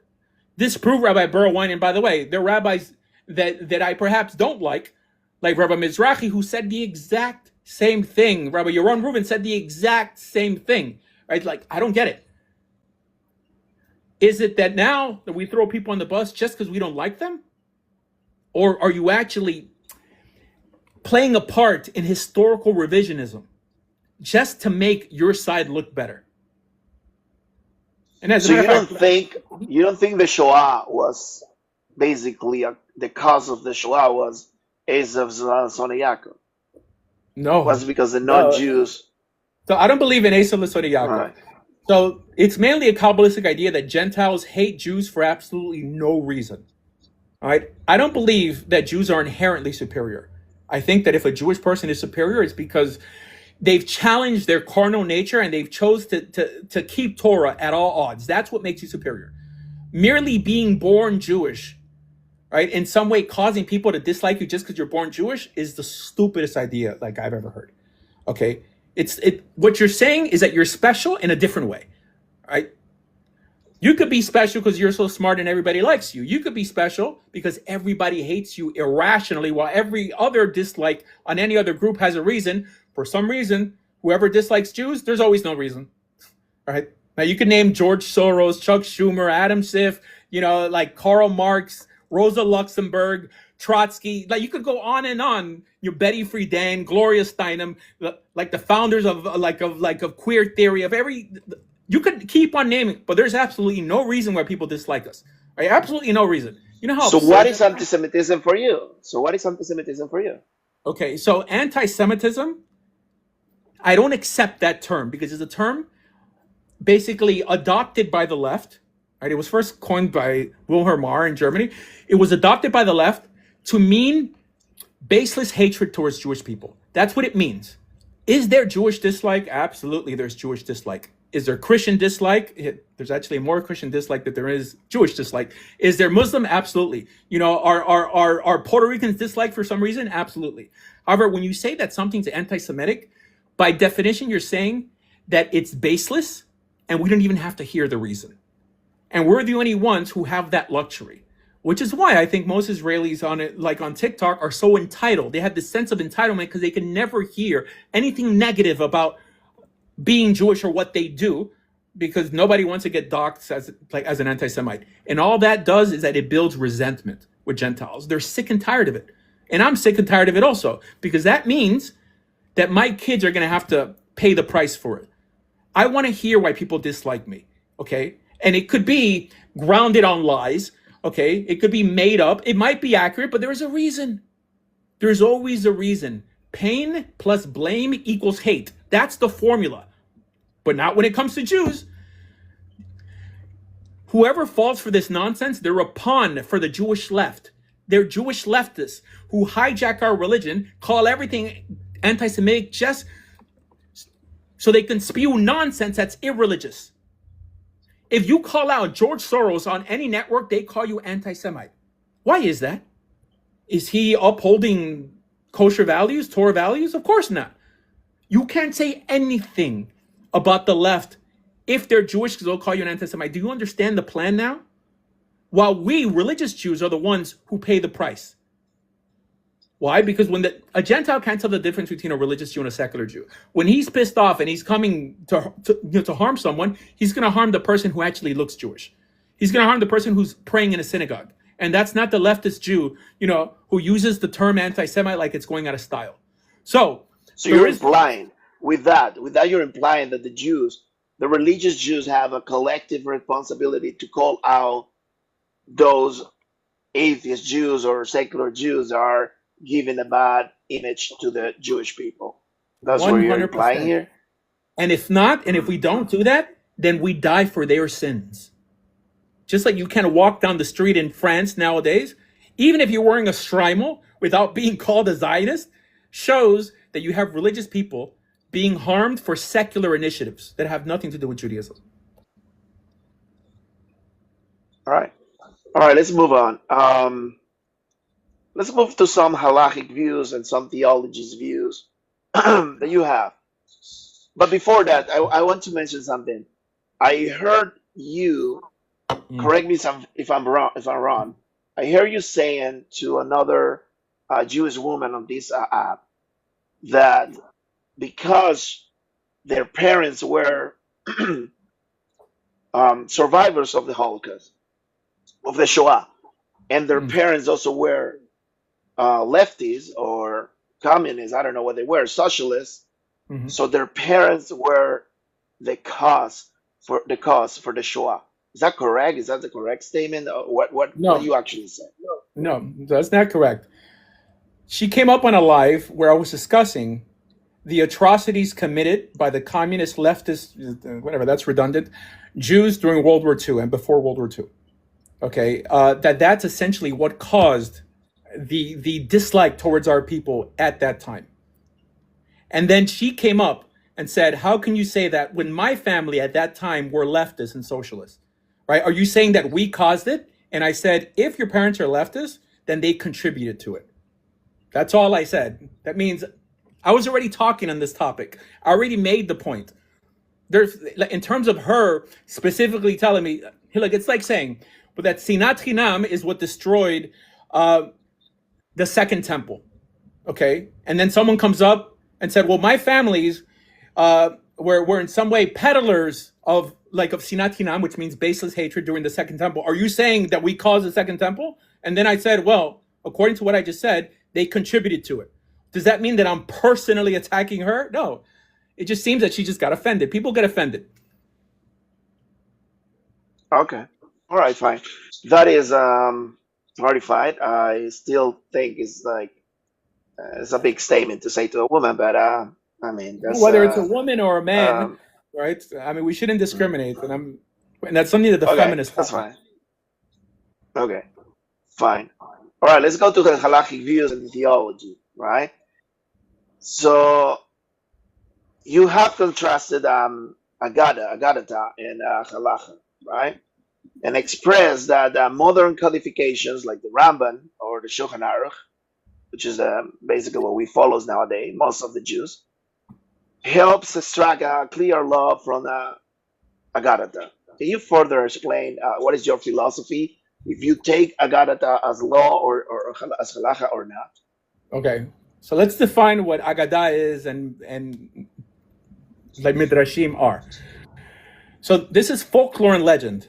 For those who don't know, anything in rabbinic literature, in legal text that appears that's not prescriptive, that's not telling you to do something, is considered agada. That means Jewish texts, early Jewish texts, were split with midrashei halacha and midrashei agada. Right? I mean, something being taught that's something you do, and then something in some way talking about folklore and legend, some wise statement. It could be musar, it could be good advice, right? This falls into the realm of agada. The question is, can we extract, or are we supposed to extract, legal ideas from folklore and legend? And the answer is no, unless the court itself chose to do it. If the court it says, based on this midrash, we're going to create a halacha, that's something else, right? The court has the right to do that even regarding a minhag. If you have a custom and the court says, you know what, we like this custom, we see that it permeated the Jewish people already, we're going to make it a halacha. That's something else. Even for yourself, you could create a halacha for yourself. For some reason, your family needs to have chicken on Rosh Hashanah or whatever. Okay, that's your halacha. But the Sanhedrin is what determines what's halacha and what's not halacha, and only because something existed as part of our folklore and legend doesn't mean that you have to believe it or act it out, unless the Sanhedrin told you to. All right, good. Let's see what else I have here. I have a list of questions of all the things that they told me that you have said. Says here, some reports refer to your view that someone who adheres to the Torah might be considered Jewish regardless of former conversion. No. How is that? So not Jewish. I did make the statement that, it says, I believe in Isaiah 56, in Sefer Yeshayahu, it says that let the Nochri not say that God would exclude me from his covenant. When he keeps Shabbat, he circumcises himself. It seems that if for some reason, someone doesn't have the ability to convert, but they go to God and say, God, count me in your covenant. I'm emulating the mixed multitude and the Hebrews on Mount Sinai, as it says in Exodus chapter 12. I'm saying my own personal nasiv and ishma, right? Whatever you tell me, I will do and I will listen. That is when you enter the covenant. Does that mean that you're halachically Israel? No, it does not. Because God gave the authority to the Sanhedrin to determine the procedure of conversion after that. The procedure, which is a legal procedure, is not a spiritual one. No one, could know or should care whether you're in a covenant with God. That's between you and God. The idea that you believe in God, and God forbid that you'd want to break Shabbat just because you haven't received a halachic conversion. You wouldn't break any mitzvah because you love God so much. From that perspective, I think that you could say that you're in a covenant with God. All right, because you accepted it just like, the Israelites and the mixed multitude accepted the covenant on Mount Sinai. You're not Jewish unless you convert to Judaism, according to what halacha says, which is quite simple, by the way. There's more pages on how to wash your hands in Judaism than how to convert. So that's my statement. So do you believe Messianic Jews are those, or those who claim Jewish identity without halachic conversion, can ever be considered part of Am Israel or Jews nowadays? No, so they're Messianic Christians and they're Messianic Jews. A Messianic Jew really should identify as such if he has a conversion or if he has a Jewish mother, because that's what halakha requires. A Messianic Christian is just someone, I guess they could loosely call themselves Jewish. I don't know what that helps them in. But no, unless you convert, you're not part of Israel. All right. Don't forget that we just said that even if you have a Jewish mother, right, and you're not in the covenant, that you're not part of spiritual Israel either, that you're not part of covenantal Israel. But from this perspective, it seems like they could be part of covenantal Israel, but not part of legal Israel. So no, they're not Jewish. So there are videos around. I don't know. It's not the whole video, but there are clips of videos of you saying that Judaism doesn't forbids being unalive yourself. I don't know how to say it without banning the life. Is that a true statement of yours? Do you believe that there is no halacha that forbids unaliving yourself? So there's times in halacha where the halacha requires you to unalive yourself, and that's what's called dying al kiddush Hashem.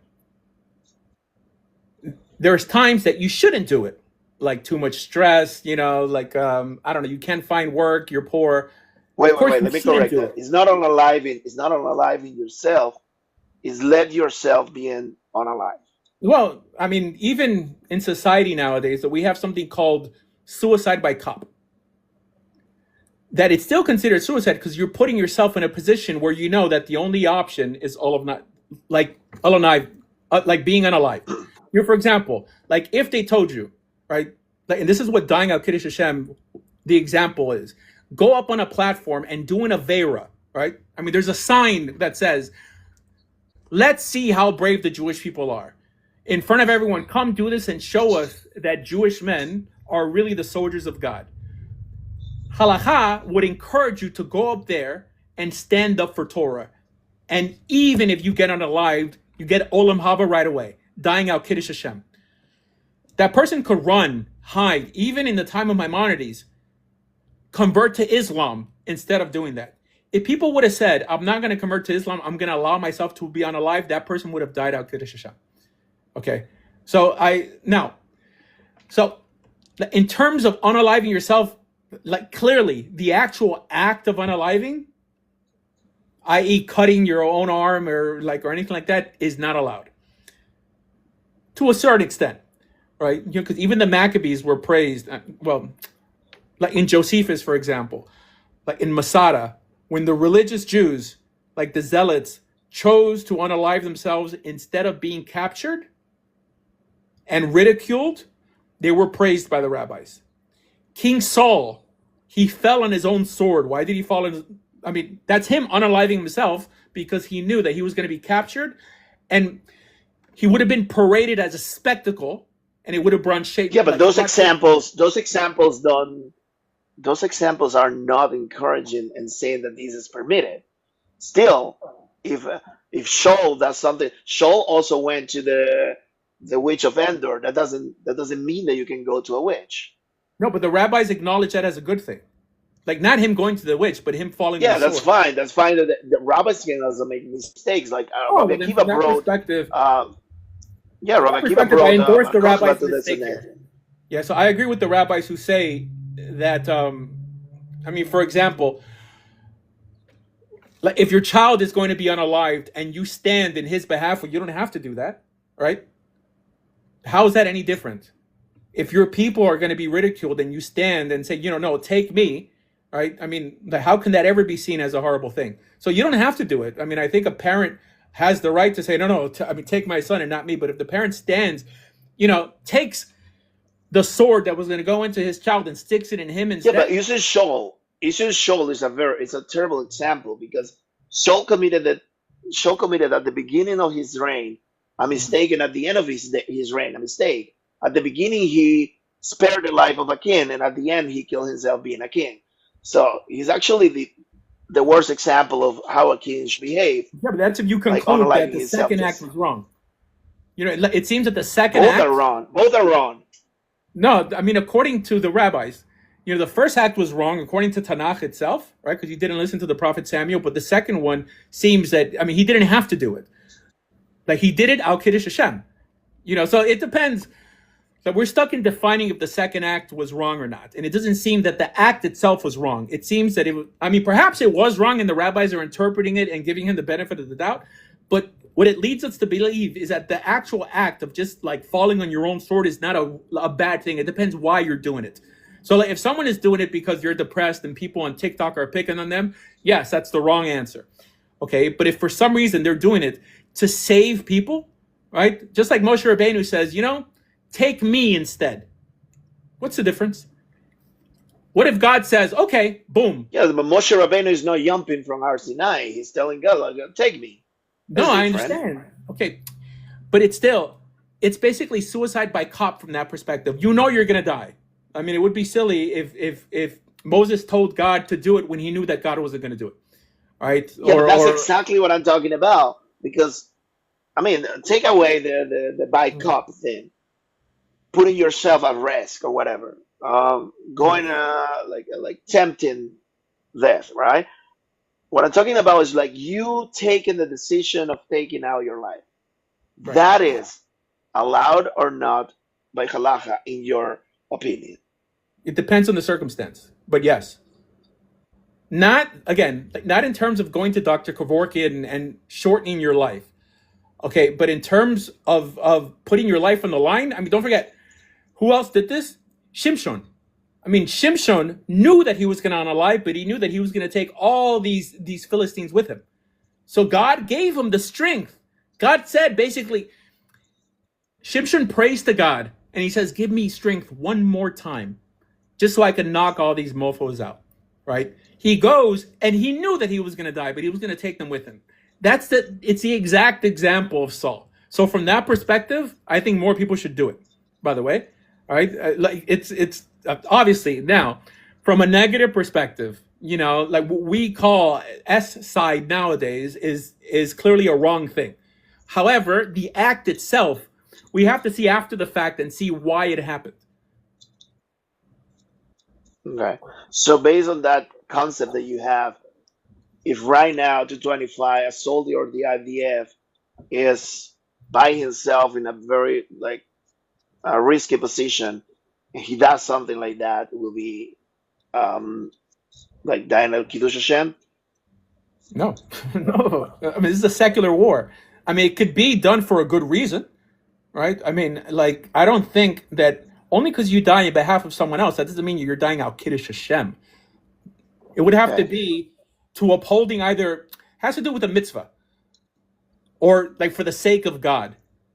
But if you kind of hop in the water to save someone who's drowning at the risk, and you don't even know how to swim, that's clearly a great thing.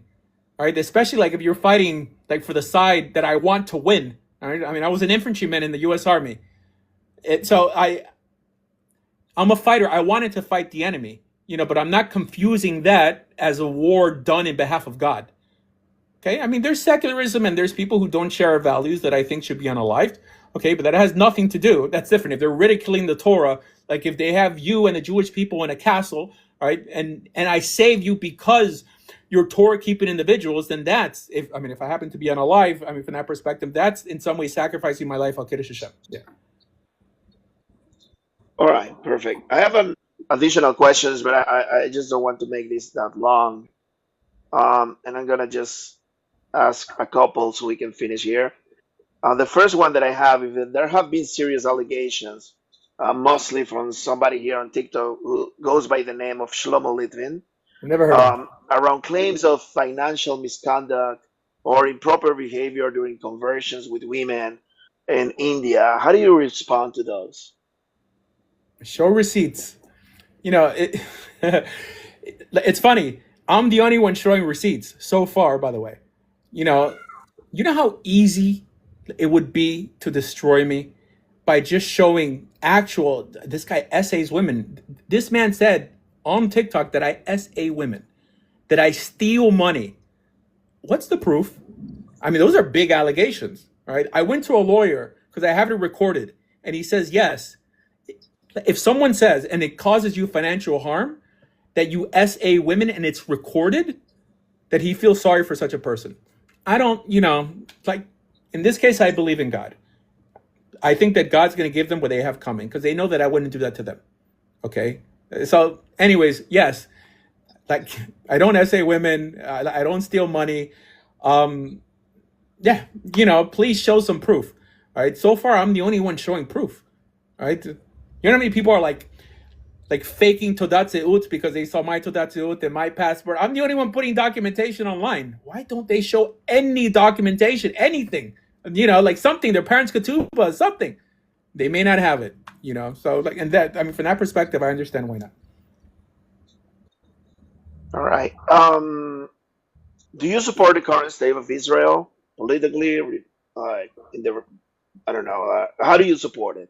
If you do, Okay. do you consider yourself a Zionist, anti-Zionist, non-Zionist? I don't like the term Zionist. I don't think Orthodox Jews like that term. The only people who use it are either Baal Teshuvas, Israelis, or Messianics or something. Just because it has like dirty connotations, at least in religious Jewish history, like on how they used to torture religious people in Israel. I support the state of Israel from a secular perspective, just like I support India over Pakistan.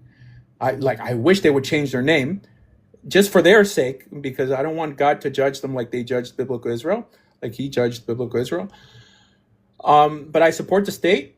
I rather, as a matter of fact, I've said this constantly, I rather the secular remain in power than the religious gain more power. Just because I don't think religious Jews in Israel have their act together to run a country. I mean, they can't run conversion and marriages. I mean, how are they going to run a country?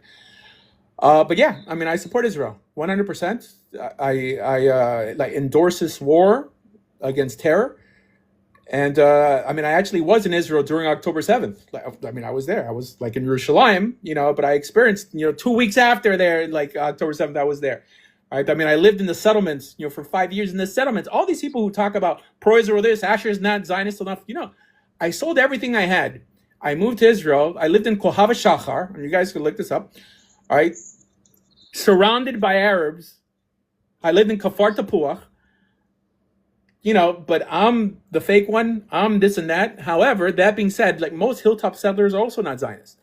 They love the land, but they make a distinction between synagogue and state, and that's what I do. The problem is the revisionism we see online makes no distinction, and this is what gets religious Jews paying the price for what secular Jews do, and even gets secular Jews labeled as Talmudic Jews. So separation is always healthy. All right, perfect. I think I don't have any more questions, and I think we can end here. Thank you so much, Rabbi Asher, for But all we have the to do time. is look at the Also, I want to comments. tell. All we have to do is look at the comments. No one is challenging what I'm saying. They're insulting my character. So always consider, if you don't know anything about a discussion, right? If you walk into a room and a Puerto Rican is arguing with a Dominican and you don't know anything about who's right, but you see who's the one slinging mud, who's the one insulting the person's personal life, and the other one is trying to just, give evidence, like give an explanation. 9 out of 10 times you can side with the decent person. I don't call people names, okay? I give classes and we have discussions, and if anyone has an issue with me of being fake, this and that, debate me on the issue. Just debate me. I know that this problem with me started with one person called Rabbi Litvin, who has refused to debate me. You know how easy it is to just debate me on any topic and destroy me and just post it. This shows that Asher doesn't know. They know that I do know. And I think they know that I know more than they do. And it frustrates them because I wasn't born Jewish. And I parade the idea. That I'm a convert. I could have easily said that I was Sephardi. I mean, I have Israeli citizenship. I easily could have said it. But when it comes to religion, I've always took an extra step to first be honest and then give my opinion. I'm the only one. Even you never told anyone you were a convert. They asked, you told them, and now they're questioning your Judaism. These are the people we're dealing with now. Who do you think is a bigger defender of truth and accuracy? The one who's actually trying to encourage people to become Jewish, or the one who will push you away and say, I'm Jewish, you'll never be. I came out of a Jewish womb. You'll never be Jewish like I am. While they're all attending a gay marriage. Right? I mean, let's be honest. Wait. Guys. I want to respond to facts. Comments. Yes, facts. They've questioned my Judaism. Not only that, your group, like a bunch of them. I'm not going to include everybody, but a bunch of them, the majority, question my Judaism, just because I'm asking questions to Asher, and I support that Asher when somebody's calling him non-Jew or not a rabbi. His positions are his positions. His opinions are his opinions. Sometimes I agree, sometimes I disagree.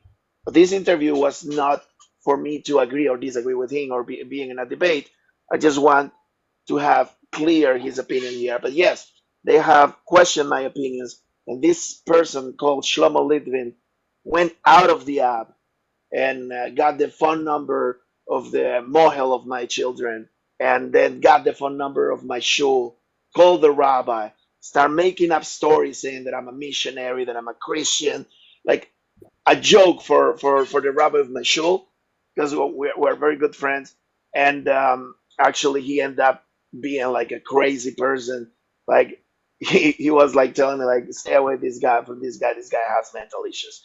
Like you have to be very, very crazy, extremely out of yourself to just go out of the app instead of like come here to this platform, debate me if you want to debate me, instead of just go around like getting information, trying to create to speak lashon hara, right? Because if I'm a Jew, you speak lashon hara, or motze shembra, and creating like a different persona, and try to create this bad image about me in my community, which is crazy. And that's what happens when you are like a lonely person that doesn't have anything else but TikTok, like Litvin, right? Anyways, thank you, Asher, for your time. I really encourage anybody that has questions, just go to him. It was very easy to set up this, even though we are friends. I didn't do it with any bias. I actually got many questions from Daniela, that she told me to ask you, and from other people that has been around, um, asking things and saying things, and saying that you said things like Chuchi. I'm open. I'm totally open to have conversations. If anybody want to have a debate with Asher, I'm totally open to moderate it, even if it's Litvin. Of course, before he apologizes publicly for creating bad name, trying to create bad name in my community. So, anyways, all the things that were said here are totally the opinions of Rabbi Asher Meza. I'm not saying that I'm against or pro those opinions. My job here was just interviewing, asking the questions, and that's it. So, all right, guys, have a good rest of your day, and thank you so much, Asher. Take care.